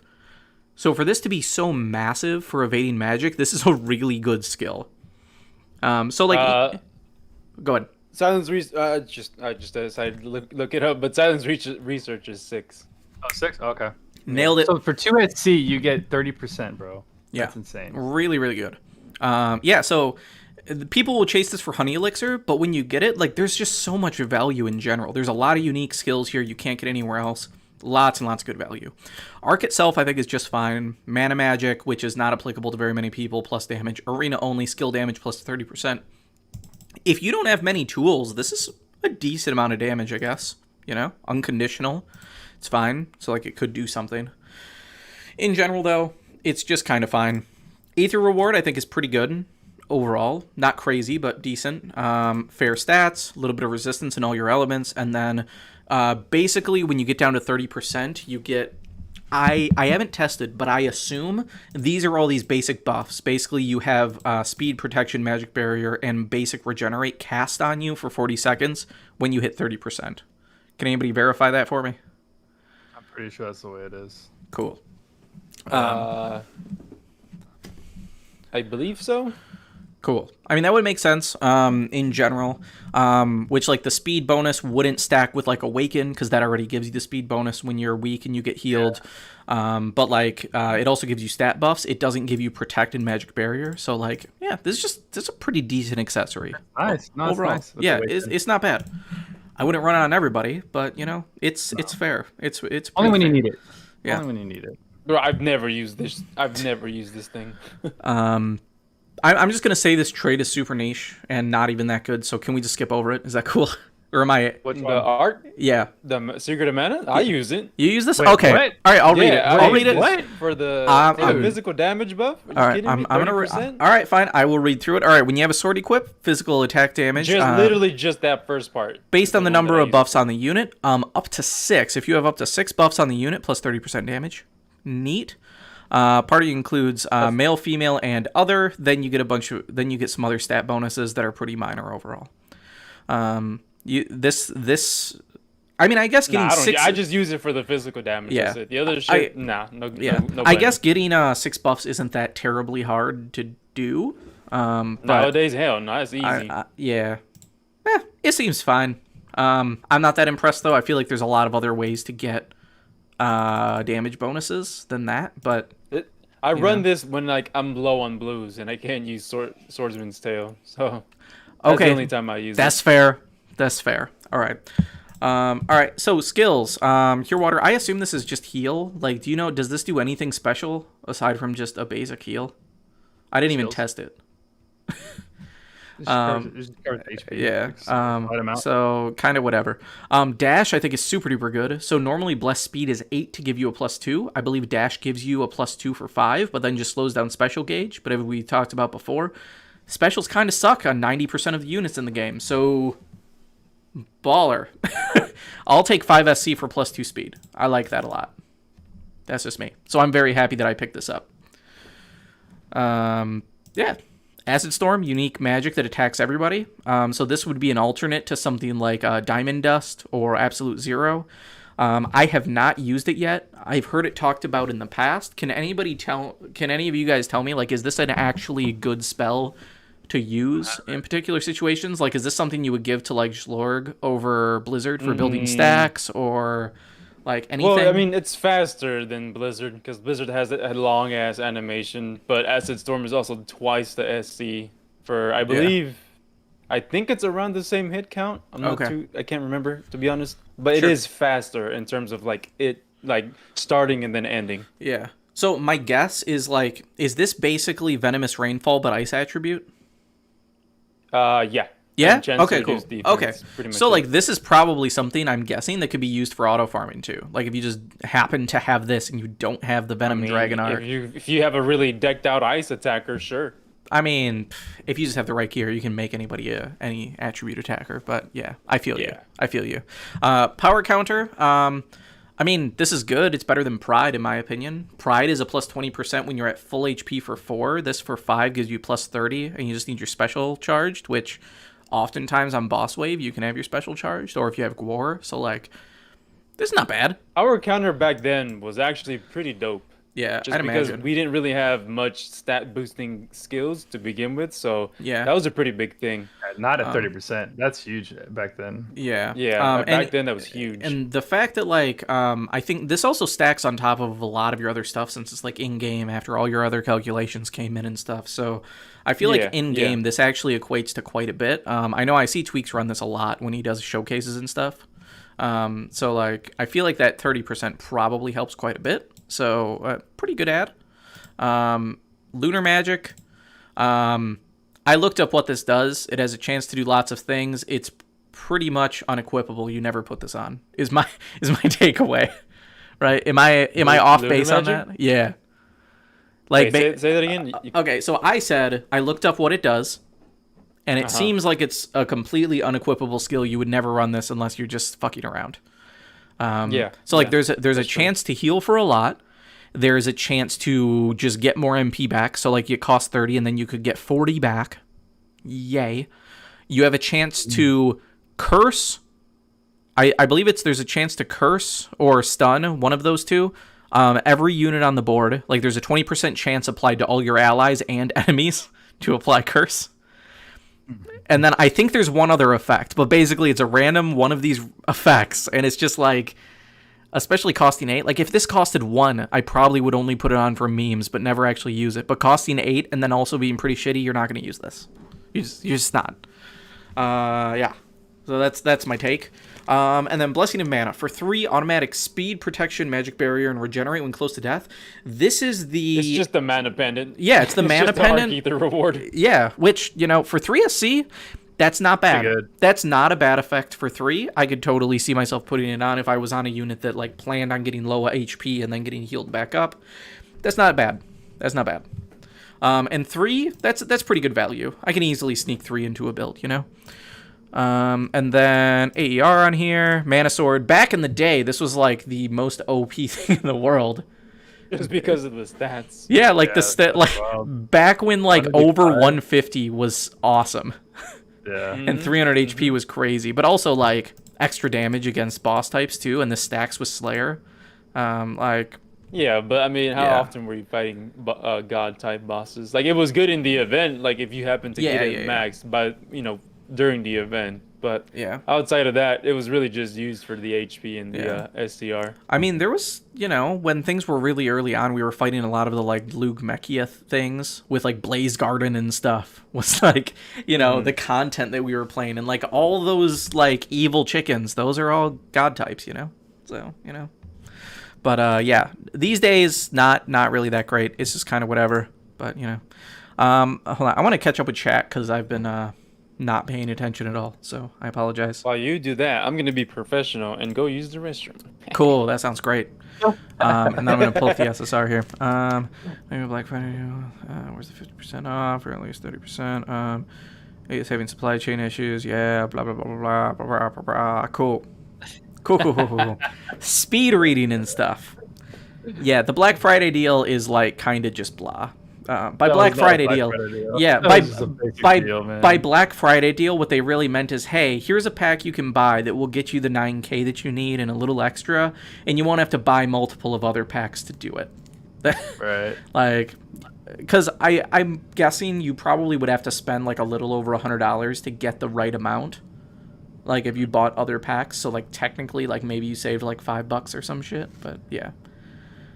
If it was $50, that would have been amazing. It That would've- would have been like it one would of have the been greatest things I've ever done. It would have been insane. Yeah, I would have bought all 3. I literally Yeah. would have bought all 3. Well, it's definitely worth saying, like, in general, like, Yeah, I'm very excited that they decided to go this route of, oh, there's free to play pity for 90K and there's $100 pity for paying players. It's still really fucking shit, but the bar is so low for Last Cloudia monetization that it's really, really good by comparison to everything else. Right. Like, I don't think that free to play players should go and be like, hey, I'm not going to be free to play anymore. I'm going to go spend $100 to do this thing. Like, just like, don't do that. Don't go out of your way to spend now. But for people that were already like, you know what, I'm going to spend $10 every month or $15 on some step ups, or like, oh, I'll save up and I'll do an Annie pull for 100 or something. And like, I'll spend a little bit throughout the year. Okay, if you're already planning on spending, this is the place to spend it. Like, getting this, like, guaranteed honey elixir for $100 is better than an anniversary pull for $100. Like, like, absolutely. But, like, if you weren't planning on paying, don't go out of your way. Don't buy into this hype that I'm giving. I'm saying for the people specifically planning to spend money, spend it smartly. This is a smart place to spend if you're planning on spending the money already. So, just clarifying that for people. Because I don't want you to go and, like, put yourself on the fucking street spending, like, hundreds of dollars on Last Cloudia when you weren't going to. Like, don't do that, please. Please don't. It's a fucking gacha game. It's a mobile game. I spent $100 on a mobile game to get a fucking magic skill to put on some units in a mobile game that I could uninstall off my phone tomorrow if I felt like it. Like, we're all dumb here, but, we have different priorities in our life. Be smart, please. So we're talking about Trials of Mana, right? The little arc. Yeah, we are now. I just pulled it up. So, Trials of Mana. I just wanted to say, Zero now. Whatchamacallit, I don't know if you're watching my stream or whatever. Yeah, I'm not. But I do have the sparkles all still there. I haven't even touched them. Oh, nice. I'm keeping it for collection's sake. Nice, because they took away our sparkles. Yeah. For anybody that didn't know, and is especially new, like old arcs, when we get them, as you raise the arc ether, you get sparkles all over your artwork, and then when you view them and zoom in, you can click and you can collect all sorts of stuff. These arcs, because they're old, they'll have stuff for you. Some crystals, some clusters, some like mana extracts, random shit. It's very cool. I really miss that we don't have that on new ones. It's a minor thing, but it's a minor thing that's now gone. I really don't know. That's a whole nother topic, but I really just don't understand why they took it away. It was nothing overpowered of it. It was just a neat touch. It wasn't overpowered, but I think it's the same thing as like I'm surprised that we got Carol number 4. They said that like monster units were pointless. They said that SR and R arcs were pointless. Like they basically came out a long time ago and was like, hey, these things aren't things that people care about at the end of the day for like end game. What the fuck? I do. So like, yeah, but they're like, hey, it doesn't have enough value. So they're like, hey, we're only going to release SSRs now. And if they're limited time collection things, they're going to be LRs. We're not doing any other like low budget things. We're only releasing things that are like super high value, quote unquote high value. And that's it. So that's why we don't see this lower tier stuff, which is really, really sad, because these low tier things are what makes the building blocks of a good account, which, our basis for R and SR arcs are pretty solid, but, I miss having some of this stuff. And I think that the glimmery collectible stuff in arcs was one of those things. Like some people didn't even know they existed, for one, and two, it's a time consuming thing to go and get like a little bit of resources, which like at the end of the day, the amount of stuff you're getting isn't a lot. It's just like an extra cool thing to be like, oh, hey, I saw this animation happened in the artwork, and then that unlocked this glitter thing that's cool, and I can click it. So, like, it feels nice, but I feel like they just didn't want to invest more, like, resources in developing and coding, like, those little tiny touches for that, and instead are focusing on other things that they consider more valuable. So... They were a neat touch, but then there were also sparkles that took like fucking. They were like, some were like on minute cycles, some were on 30-second cycles, some were 40-second cycles. So some of them were a pain. Yeah, but still. And you had to click on a very specific spot in like a matter of 1 or 2 seconds before it like disappeared. Yeah. But anyways, it's a thing. I just wanted to go ahead, cover the arc, sir. All right, so TLDR, Trials of Mana, you want it for Moonsaber. Period. Alright, so effects. When it's nighttime, strength plus 30%, mana magic costs less, and extra attack damage plus 30%. If you want to be like changing your phone clock to give you some effects and stuff, cool. I'm not about that life, but sure. Hey, on that same note, here's some skills. Wisp time. Increase your light or dark damage depending on time. Again, I'm not about that life. I don't care. Oh yeah, it's funny those time things. There was also sparkles that only came out during the time or during day and then during night. Yeah. So that was another thing with that. The worst thing about this is the same rate as a basic light boost. Like, if this was, like, light damage in general or dark damage in general, it'd be a bit more worth. But, like, this is the same as... It only hits magic damage. So, like, it's literally worse light boost. It's conditional light and dark boost. Yeah. So, like, okay, dude. Moon Saber, super OP. Highly recommend. Doing a couple spins just to try to get Trials of Mana is really nice, or probably a good idea. So, like, if you're going to go for this, or, like, if you're paying $100 to go get Honey Elixir, I think there's decent odds you'll probably get this SSR. Hopefully you do.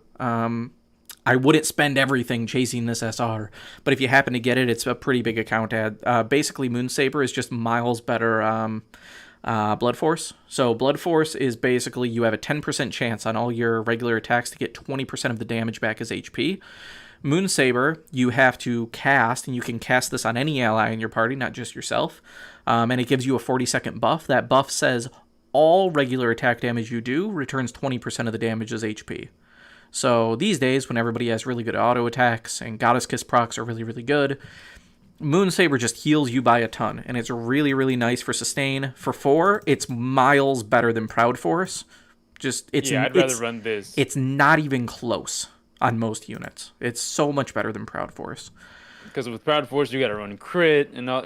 You have to way better. Yeah, I've seen people literally spend 4 on Proud Force and then like another 20 on an entire crit package for like mediocre HP sustain when you could just run Moon Saber if you got it. So, yeah, really, really good. Holy Bolt, in general, like it's a really good light spell. It used to be much, much better when we had cast canceling. Rip. But it's still pretty decent overall, right? For single target damage. Yeah. Full Metal Hugger, we saw this on Riesz, same thing, but it's teachable. And then even more conditional, a fucking stat buff, I guess, when it's Sunday. Go fuck yourself. I don't care. Like, go away. Nobody cares about this. You don't want to play on Sundays, bro? Dude, go just get that shit out of here. Ether Play it Reward. specifically for that one skill. Yeah, dude. I plan on playing all day tomorrow with Holiday, man. Ether Reward is nothing special. You get some stats. You get magic damage minus 10%. I don't care. I've literally never put this on a unit. I don't know about you guys, but it's pretty niche. Pretty not niche enough for me to even use in any situation. So, yeah, just fine. But either way, if you are able to pick up this SR, dope, because Moon Saber, OP. Holy Bolt, also a nice account ad. Cool. What else do we got here? I think probably moving into unit buffs is going to be a good thing, but so like, as we went over all these arcs right here, did you not notice? I'm sure you noticed, but did you like how like everything was kind of like affiliated with the game? It was all very unique. Even if it was shit, it was still unique. And that's where my biggest gripe was with the Trials of Mana remake arc, is that everything was from the original game. Where this one, there you can see all the thought that went into each one of these arcs. Mm-hmm. I mean, even Honey Elixir. I mean, like, God, look at that thought process must have been insane to think about. Like, hey guys, let's give everybody all these skills at the cost of NHP, on a single arc. That same thought process was not even considered in this new Trials of Mana, and that's what makes me upset. You are 100% on point. Like, what we've seen traditionally with collabs is when we get these unique arcs, it's a lot of unique stuff. These, all unique. It's the only place that you can get these. We look at Final Fantasy. The pictures, everything. Yeah, also the pictures. But, like, if we're looking at the teachable skills specifically, like, this is, art can be subjective in some regards, But, like, if we look at skills, all completely unique. Secrets of Mana, all completely unique. Let's take a look at some other one here. How about, let's see. Maybe I'll eat my words and maybe I'll pick a bad example. But let's look at Light of Science. Light of Science, one of them that I have. No, look at it. It's look amazing. At this. Literally all the anime. Literally, I've been watching the anime, bro. All unique stuff on this shit. Yes. I can't think of any others offhand that I have. Roy's. I have Roy's. Are these all unique? Okay, yes, so MPF not, Fast Aura is not. Okay, this is actually a kind of a poor example, but like unique. Good job. This is not. This is technically unique, but we'll probably see it again at some point. But we still have a couple of. Not really. We still have a couple of unique things. But then we look at this guy. Lupine Soul, and then Stone Armor. That's the unique stuff we get. It's not that good. Like, Basic. Super unique. it's so blah. And then also the art. I'm assuming this is cover art for the game. Am It I is. wrong? It is the cover art. For Dude, the like remaking the... Okay, like, whatever.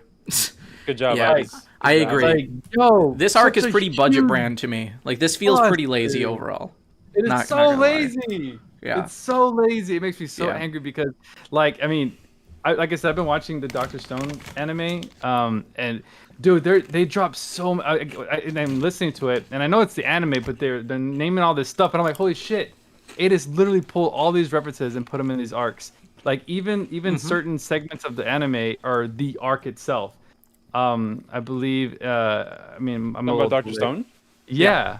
Yeah. Like yeah. everything is so unique to that anime. Names, arc art, I mean everything. Units And too. it was- Like when you look at Units, like unit dude. passives, they knocked Yes. it out of the park. Yes. Oh my It's so good. God. Like And then- I only watched Oh. like pieces of Doctor Stone, and then when the collab came, like I learned more about the characters than ever. And then when I went and like continued watching, I was like, oh, they pulled it from like this Yes. one episode, and they made this a passive. It's Yes, like, they it's did. beautiful. I know exactly what episode you're talking about. But then good let's stuff. go back to DMC real quick. Yo, I know you don't have those arcs, but those arc skills, those arcs are amazing. Like, and they're specific to the game. They're very purple orb. I mean, Imagine not having purple orb in phone booth. Ooh. Yeah, I appreciate the Oh, reminder. I'm gonna cry in the bro. corner now. You finished the It's podcast. just without me. like, it's just like I cannot believe how bad they dropped the ball. I just can't. I can't. I man. think so. The problem is, I think, like, Secret of Mana was so good and so on point. They figured they could just ride the coattails of that. Like, this new collab didn't have to be good. The fact they were bringing back Secret of Mana was enough hype to carry the entire collab. Yes. They Other could've than, just not done I it, do think they so- nailed Riesz. Like, I obviously didn't play the games, but Riesz is a really... I didn't pull her, but she seems like a really, really good character. You know? But the arc and the other stuff, Yeah. not so much. Speaking of other stuff, let's talk about the event real quick. If you guys are good to move on. Yeah.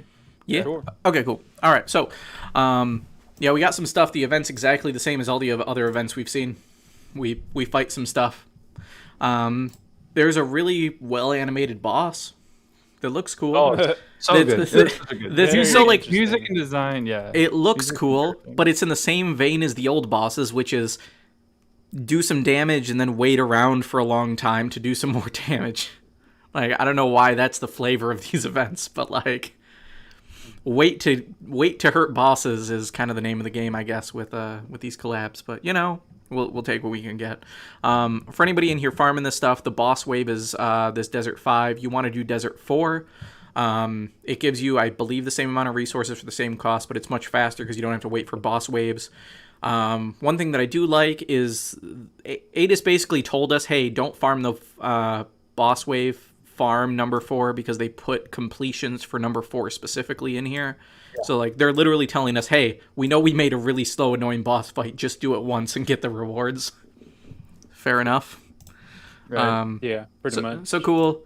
They made big hype about, oh, hey, we're going to go and get some seeds and we're going to grow some equipment to do some stuff. That's really cool. No, they gave us a reward chest like they always do. Nice voice. Yeah, you're welcome. Really I know. Nailed it on point. It's literally the same thing we've seen a million times over, which is, hey, we're just going to go through, we're going to get resources, we're going to cash them in for boxes. When you get to the 5th step, it's going to be infinitely repeatable, which in this case is a way to farm Duran souls. Along with some crystals and stuff. It's fine. It's not that great. We'll get part 2 when Angela comes out. No favorite Angela though. Cool. No favorite Angela. Where's Reese's fucking little banner thing, man, for her shit? Like, what the hell, man? There's nothing special going on for that. The bosses from before, we come in here, there's basically we have this candy, herbs, cups, and medallions. The TLDR is basically when you do this vicious otherworldly enemies, there's going to be 3 bosses that you fight through. Each of them is going to drop you, I think, 30 of each of these. If you steal from each 35. boss... 35, okay, thank you. If you steal from each of them, they'll give you 35 more. So if you need one or the other, just figure out which one it is. I believe they go in this particular order. So Mana Beast at the end gives you the cup. I think Slime's the first one, gives you candy. Middle Reaper guy gives you herbs, I believe. If not, just test it once and figure it out. So if you're just going to Beast Hunter and, speed through stuff, there you go. That's how you get stuff. And then you get these medallions by doing True Power. You basically get 3 of them. Turns into 6 if you use Beast Hunter or just steal by any means. Cool. And then you trade those in accordingly based on some stuff. The main thing to get is if you get any of the old units, get the Prism, just because, as you can see, my pulls didn't go great. I only got Popoy, which is the big loss. But, hey, transitions are tight. Popoy OP. Transitions are tight, and, I'm so good at making transitions through this stuff. So, segue, that's the word I was looking for. Let's talk about these unit buffs, hey? Let's start with Randy, the OG champion. The GOAT is back. Back in year 1, when for the first however many months of the game, friends lists were nothing but level 100 Randys. Jawline, Randy enthusiast. Tell me about Randy's buffs and your opinions on these things. Okay, well, I mean, all memes aside, Randy is still, not meta by any means. Without, he would need a mountain of buffs on top of what he already got. But he's more usable now than he was before the buffs. So that's good. I think they gave him. I think they did some kind of justice, just from what they did end up giving him. And hold on, let me pull him up actually. So Randy, wait, I actually have him. Why am I looking at the gotcha? I'm going to the gotcha instead of just going to my Randy. Okay, so Randy. So his first trait, it got changed to special gauge fill rate plus 20%, sword equipped, physical attack damage plus 50%, damage cap plus 8,000. Special uses 10% of max MP to deal 150% more damage. That part's negligible. So the biggest thing is just the physical attack damage plus 50%, which is pretty big for him.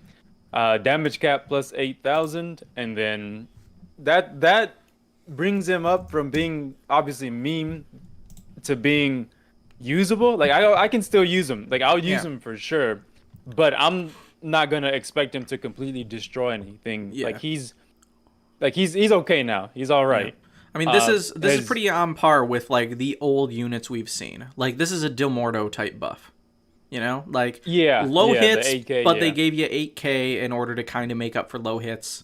But it's not enough to make you meta. But enough to be like, well, you're not totally useless, I guess.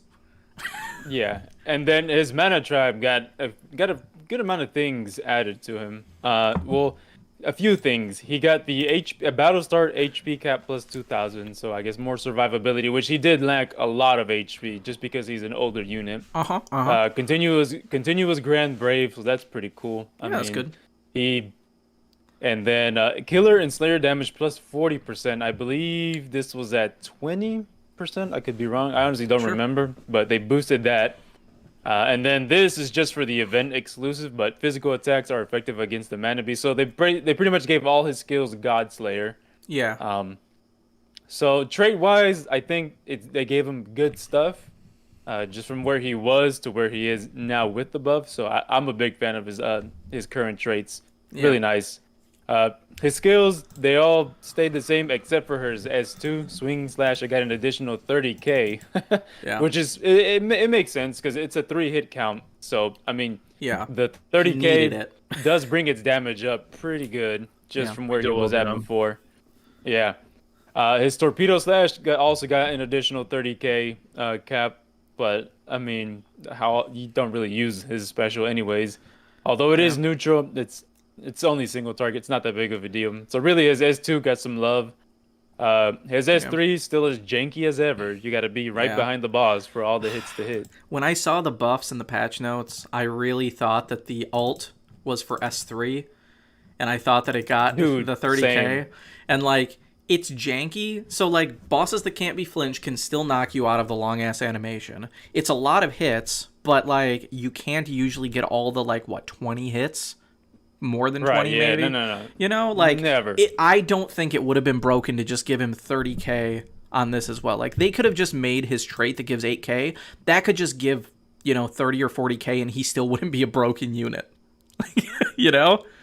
He still wouldn't be broken if that was the case, But, whatever. Yeah. So, the skills, he didn't get any new slayers. He still has the same slayers, same killers. Janky The AF. biggest things are Sword Mega Boost and Indomitable Spirit. That's pretty great. Yeah. We talked about Indomitable Spirit, one of the best skills to add to a game, so that's really nice. So with the sword Mega Boost and then his straight, he's at 10k cap. Yeah. So just that is straight, and then his Sword Mega Boost just brings him up a lot higher than from what he was. Was it? So he's fun to use. Yeah. Wasn't Auto Haste new too? Oh yeah, that's true. Auto Haste. Because I don't think they had that it's back in the Auto Haste. day. So yeah, but like No. his, if I remember correctly, his skills didn't have horrible recharge, so like extra natural recharge isn't too bad. Yeah. He was made back in weren't the too day bad. when like there wasn't SET batteries, so like they had his skills balanced pretty well, and that was one of the reasons why he felt pretty good. So Well, when he did launch, we did have Auto Haste just on that SR arc, the clock tower. But yeah, just him having Auto Haste makes him nice. Yeah. So overall, I think his buffs are great just for him being who he is, and at the point from where he came to where he is now, I think his buffs are great. He's not game breaking at all, but he is fun to use now, and I'm a big fan of his buffs. Nice. Yeah. The Randy meta coming back. Now, I apologize to anybody that didn't know about these units before. I don't want to get through all of their kits because we'll just be here forever. So I just want to talk about how they were buffed and things like that. We're already over 2.5 hours, right? Or 1.5 hours right now. So, all right. So moving on to Popoy. So I did hear from Magic in my Discord, like his theory on why Popoy got shafted so hard. Because Popoy got shafted really hard. Yeah, he got no buffs. For anybody that didn't know, Popoy had like no skills, and they doubled the amount of skills in its kit. So it went from 3 to 6. So I believe so it seems the problem is they don't change skills in the skill kits, and Popoy was already sitting at 105 nodes. All units only go to 120 because you get 12 off of E5. So it's very likely that going to 108, that's all they could add to Popoy. I'm assuming Randy pre-buff only had like 100 bonuses, so they added like 8 new things to him. Popoy didn't have that many. Why you laughing? Why you laughing, DK? They fucked them over, man. They did. They did. They They did really bad. They did really bad. But like, it also says like the way they're buffing units kind of sucks. Because like, I'd gladly be like, hey, how about we get rid of strength plus 10 and replace it with magic aura? Like, modify some shit. So okay. So what'd Popoy get? Let's look at some passives quick. So staff high boost. Okay, makes the magic better. High level magic chant. Some casting They speed. finally gave him a high level magic chant. I don't know why he didn't get that to begin with. Yay, cool. Arcane up 5. Cool. Yay, some stats and stuff. 12%. Oh boy, that's 12%. Let's go. That's gonna be game changing. Okay, traits. Actually, a lot of work done in the traits. Admittedly, just not enough. But every time you defeat somebody, plus 5% to int. That's just like the new like Eliza's arc. Or the int equivalent to Sword of Corpses. So nice, boost up the int. That's 50% int. Yeah, like that could be really good. Defeating a tasty enemy, recover HP and MP. Cool. And all your magic, mana magic, can deal crit. Okay. Neat, I guess. The cool stuff, when hitting attribute weakness, damage increase. So basically, weak point boost, but for magic, which I'd love to see on a skill anyway. That's great. Cool.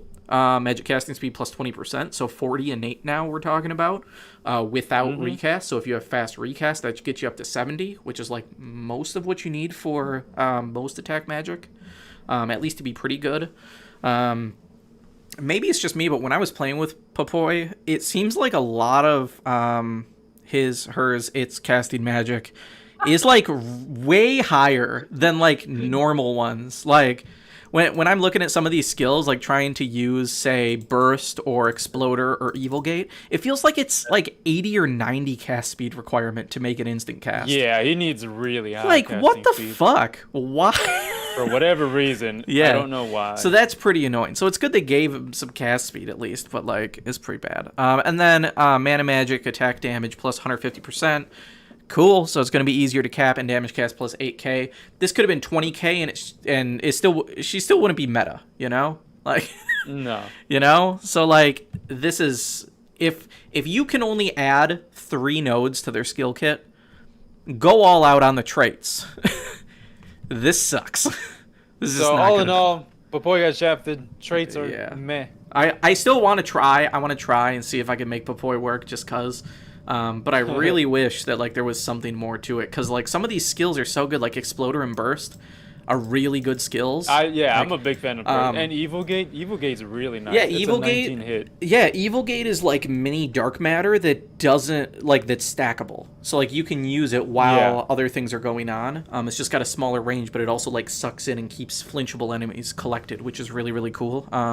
Also, I just noticed. also the mana magic got reduced. Yeah, mana magic. What do you mean? It was 60. Oh, okay. Yeah, I didn't. Yeah. You're totally right. That was 60 before. It was 60, and they reduced it to 50. So the interesting thing about this is like this plus 20% damage. This can help your physical DPS hit their damage caps higher. This is unique between Popoy and Prim also has this, so we'll get to her next. But if you have both of them, you can use both of them on the same unit, and you will get an additive 20%. So like that's something. You can have both of those, and you can have a science, not science flag, the council flag or whatever Pirate flag. Yeah, pirate flag or the Dunkel helm for like a basic physical attack bonus.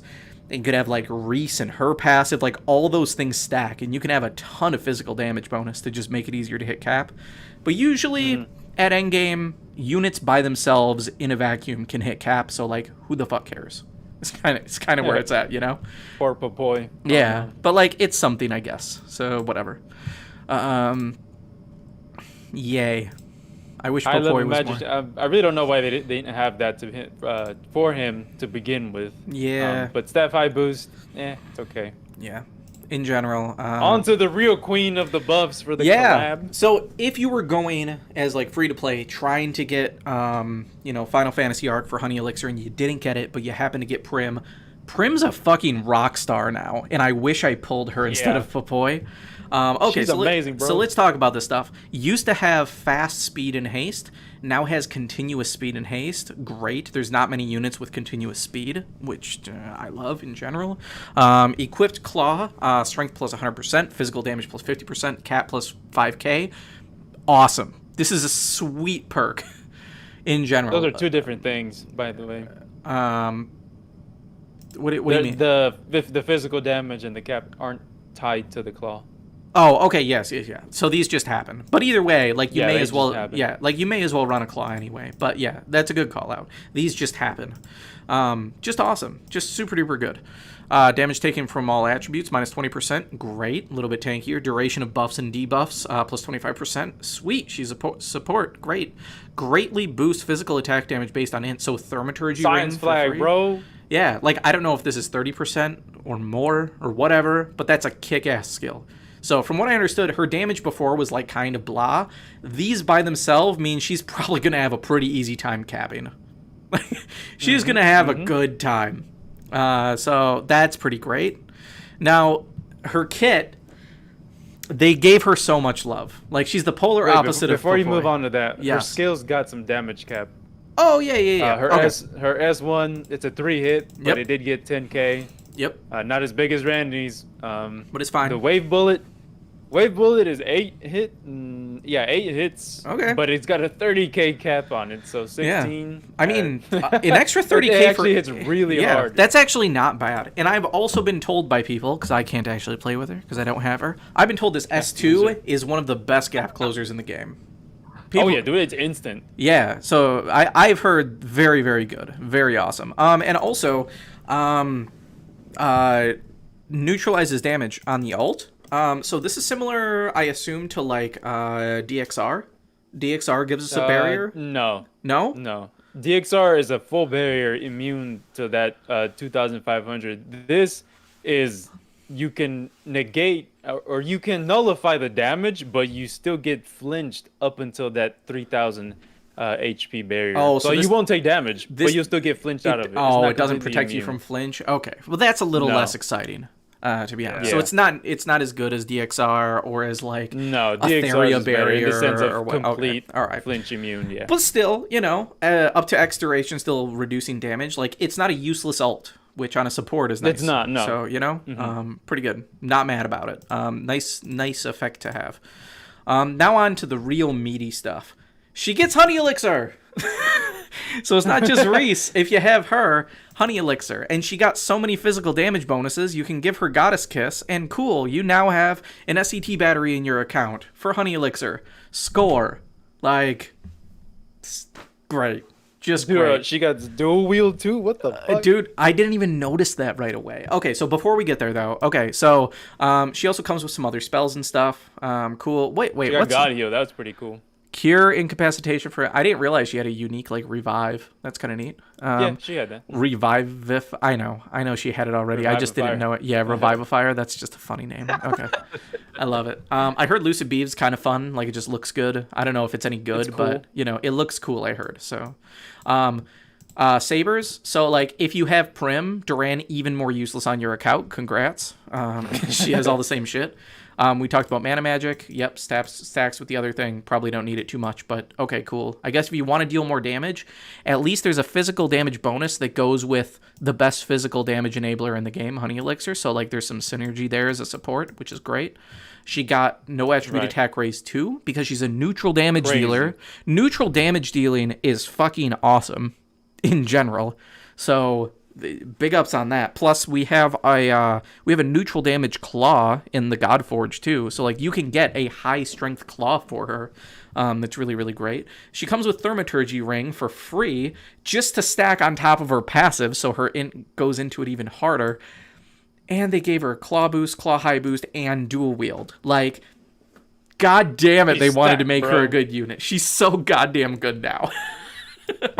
Like, you give her Goddess Kiss, and she needs nothing else. Like, you can add so much to her, but, like, just at base, she's such a good unit now. I'm really sad I didn't get her. She's so good. Yeah, dude, she's crazy. Somebody's asking, is it worth to chase her? If you're chasing her, No. you're also chasing for Final Fantasy Arc. So, like, you know, you I can mean, chase, the biggest prize you is could still going to be Honey Elixir. But if you happen Exactly. to get her, it's an amazing addition. Yeah, as well. basically, if you have Riesz, Prim, or Final Fantasy Adventure, or WAP on your account, don't need to summon anymore. You're probably fine. Right. But, like, if Yeah. you don't have any of them, like, me personally, if it was my account, I would be summoning on the Redux banner to get either Prim or the Final Fantasy arc. Hopefully, Final Fantasy, but yeah. I wouldn't chase Prim specifically, but if you happen to get her on your way to Final Fantasy Adventure, call it good enough. Because at least you have that tool on your account, and that's what it's about. You don't have the freedom to give it to anybody, but like just simply having access to it is a huge win. It just changes the way you play the game, which is really, really great. So if you happen to have stuff and you have no way to completely replenish your stocks, like on a spell, yeah, it's totally great going on the Redux banner, in my opinion. And Prim, I'm just thoroughly impressed. Like she's on par. She's on par the real or buff winner. Yeah, she's on par or better than Tink's buffs. I think she got more love than even Tink did. Like Tink changed the game with her buffs, I think. But Yeah, Prim's they completely Prim's pretty up changed there. Prim though. yeah, she's so good now. She's such a desirable unit for being like old.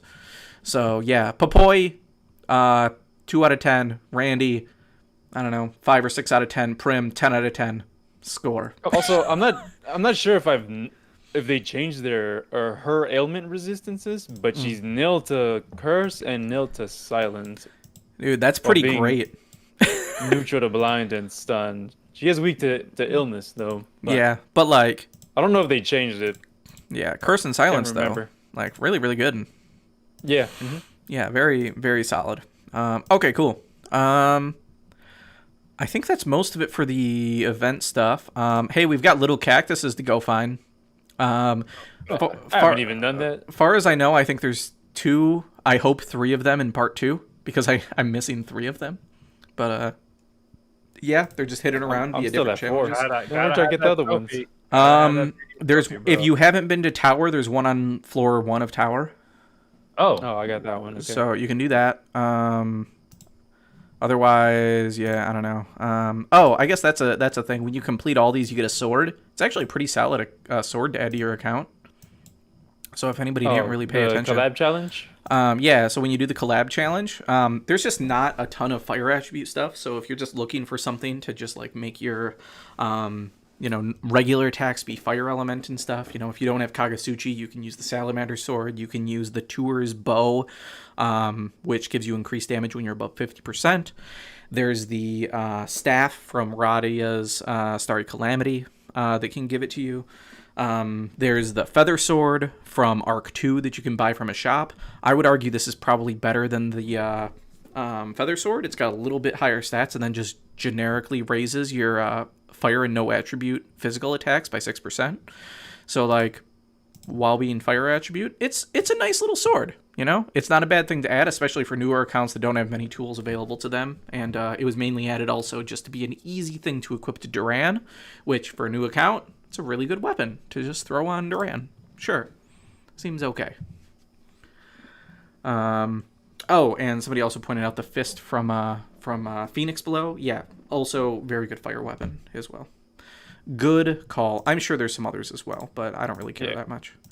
That's another topic. Let's see. Yeah. Hey, look, there's some things. Moving on. You can pause the video at some point or whatever. All right. So I think that's everything for the collab, right? Is there anything else between event, the gotchas? I guess we can look at Tower's got a unique little fun segment. You can't skip it, but it is. They did change the music and stuff like that, so that's pretty cool. Yeah, I mean that was kind of a rip. That this looks cool. It's a cool Here's aesthetic floor on the skip. outside. By the way, you can't skip floors. Yeah, they added. It was like either a bug or they did it intentionally to limit some stuff. Music stuff. Yeah, it was pretty sad. Like, this looks cool. I wish that there was... I'm still waiting on a tower update of some sort. Because, like, this just changing aesthetic stuff... This wasn't even aesthetics in combat. It's literally outside of combat.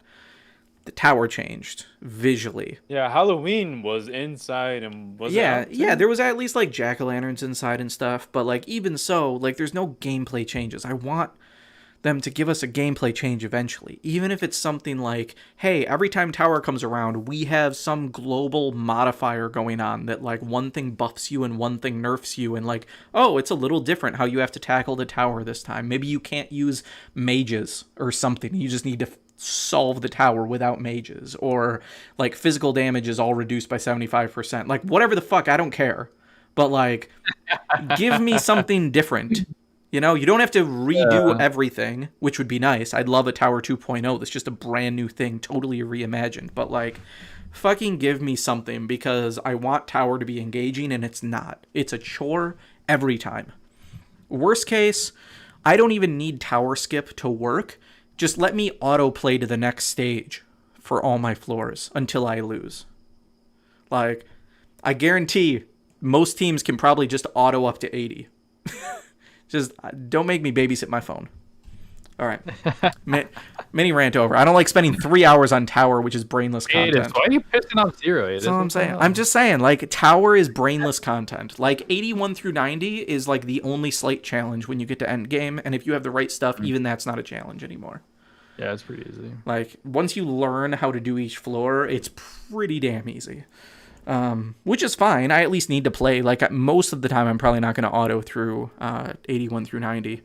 Some of the floors maybe, but I don't know. I want something. I want something more, something engaging, and it's just not there yet.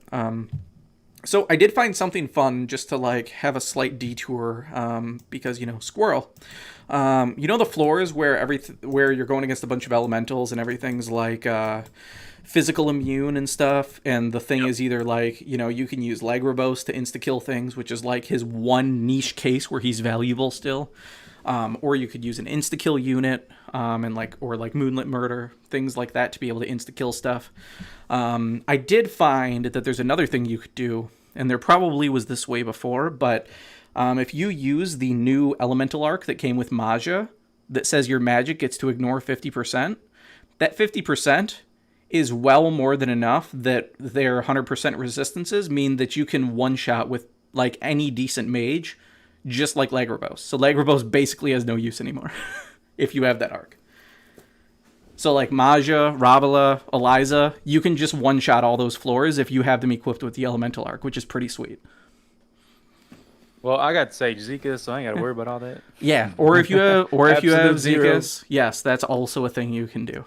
So I just didn't know because I didn't have anything like that on my account, so that was just a cool thing. I'm sure if you had a strong enough one, you could use like Giga Week, make everybody only 80 resist, and then like if you're strong enough, you might be able to overpower them possibly. But yeah, I just never had that tool, so it was a nice thing I wanted to try, and it worked out. So I was like, cool, seems good. You're growing up, Zero. I'm very proud of you. Yeah, I know. Oh, Tweak's corrected. It's 30%, not 50. Yeah, fair enough. But either way, it's enough if you're doing enough damage. So, score. But Anyway. I think we've covered everything, no? Yeah, I think so. Any other stuff you guys wanted to chat about? In-game? Out-of-game? Want to just talk about life? I pretty much carry. Yeah, we things. covered everything. You guys got anything fun you're doing in LC, or are you just kind of coasting? Like, I know for me, this collab event has been really boring. I think you kind of said that as well, DK. Like, it's been really, really lame. Yeah, one thing that's nice boring. is it seemed like the modifiers for Secret of Mana stuff was really low. So, like, I played it pretty minimally. I got my prisms, and, like, I'm not going to touch those bosses anymore. I just don't care. And like I did enough to get the rewards, like the free summons or whatever, off of the part 1 event. I'm not going to touch it anymore. I'm back to just farming Godforge bosses right now. That's my thing. So like as far as the collab itself, the event has done nothing for me. I don't care at all. And they lowered the rates on the collection of mana too. That pissed me off. 0.5% instead of 0.8 like the way Riesz is. But okay. they put the arcs at 0.8, which is like what? Like what? Wait, why? Yeah. Bro? So they made it more likely for the things. Yeah, that's a thing. Yeah, it's like, dude, what are y'all doing? Yeah. I memean, I guess technically the odds of getting something on banner is technically like higher than if there was just like one thing. Oh, that's not going to help if I open that up, but because like normally there'd only be one thing on the banner, and then it'd be 0.8, and then it'd be there. Having 3 units at 0.5 means that it's 1.5, so just under twice as effective to get a unit. But if we look back to like Dockster Stone, they had it be 0.8 for all 3 units. So like it was really good odds of getting something off of it, you know? So yeah, that's definitely a little bit disappointing. But I am glad that they at least left the arcs at, 0.8, so that was good. I think Trials of Mana, the SR, was like over 1, maybe like 1.2, 1.5, something like that. I don't know. Maybe even higher. I don't feel like looking because you guys can't see it anyway, but yeah, but it's fine. It could be worse. It could be much, much worse, but you know, in general seems pretty good. My new obsession has been with trying to find units that can completely auto farm carry Godforge bosses. That's been my new thing, especially today. So that's been pretty fun. Oh, okay. It makes it much easier to burn through my event orbs and like maintain stuff with my family when I can just like set my phone down and not worry about it. So it all kind of started when I was playing with Jaw, and he was just like, oh yeah, I'm just playing on auto, man, and he was running Lance Veil like I was, and I was like, you know what, I could probably run full auto on Lance Veil, and I had to like tweak his build a little bit and like make him a little bit more reliable, but like yeah, like pretty much no matter what garbage team I'm with, if I'm playing on full auto, Lance can get through the fight on Kraken and win. So I was like, let's see if we can do this in other fights. I managed to make Eliza do it on Fall Mega, and then I had to tweak like 3 things on her, and she could do it on Necro. And yeah, so I'm going to try doing it for Hammer Boy as well as Martigate as well. I don't know the best way to do it. I'm sure Maja could do it, but I don't want to rely. Maja, that's so, all you need. Okay, yeah. so here's the problem. I don't want to rely on non-stacking magic, because griefers can fuck a run if that's the case. So like if you're relying on Maja, you can still fail, and I want my things to be basically fail-proof. So, like, Eliza, what I do for her, I take Big Bang off completely and just rely on Meteor Rain, and I just use that. And then, so no matter who's in, and, like, they're spamming other stuff, she just relies on Meteor Rain. It might not be as quick of a clear, but she always survives and clears, period. Right. It's so, too like- bad we don't have like an Earth, non-time stop that's actually good. Yeah, I mean, if you're capping, Tornado Storm is actually really good, like, because it's stackable. Is it? It has lots of hits. Like, by itself, it is actually lots of hits. Haven't used it. Yeah, because it lasts for like 10 seconds, and overall, it's probably like 16 to 20 hits, I think. Maybe not. I just know when I tested, I was like, holy shit, that's a good amount of hits. Because I was playing with... I was looking at different things I could use for Zlorg, because I've been using Zlorg a lot lately as well, and just trying to make him work in every fight, which is insane. They didn't nerf him, which is huge. That's good to hear. Which is great. I was curious about that. I was like, yeah, they're probably gonna patch him Yeah, no. with the collab, but I guess that's not the case. I will say, finally getting Honey Elixir, he's the first person I taught it to, and it's fucking Oh great. shit! Dude, going into like either Martigade or even the Necro boss and just like completely soloing it in like one Honey Elixir cycle just feels insanely good. Like every S3 Welcome is to the like club, my yeah, friend. every Welcome. S3 is like 20 to 30% of the boss's HP is just ludicrous, and it's so good. So good.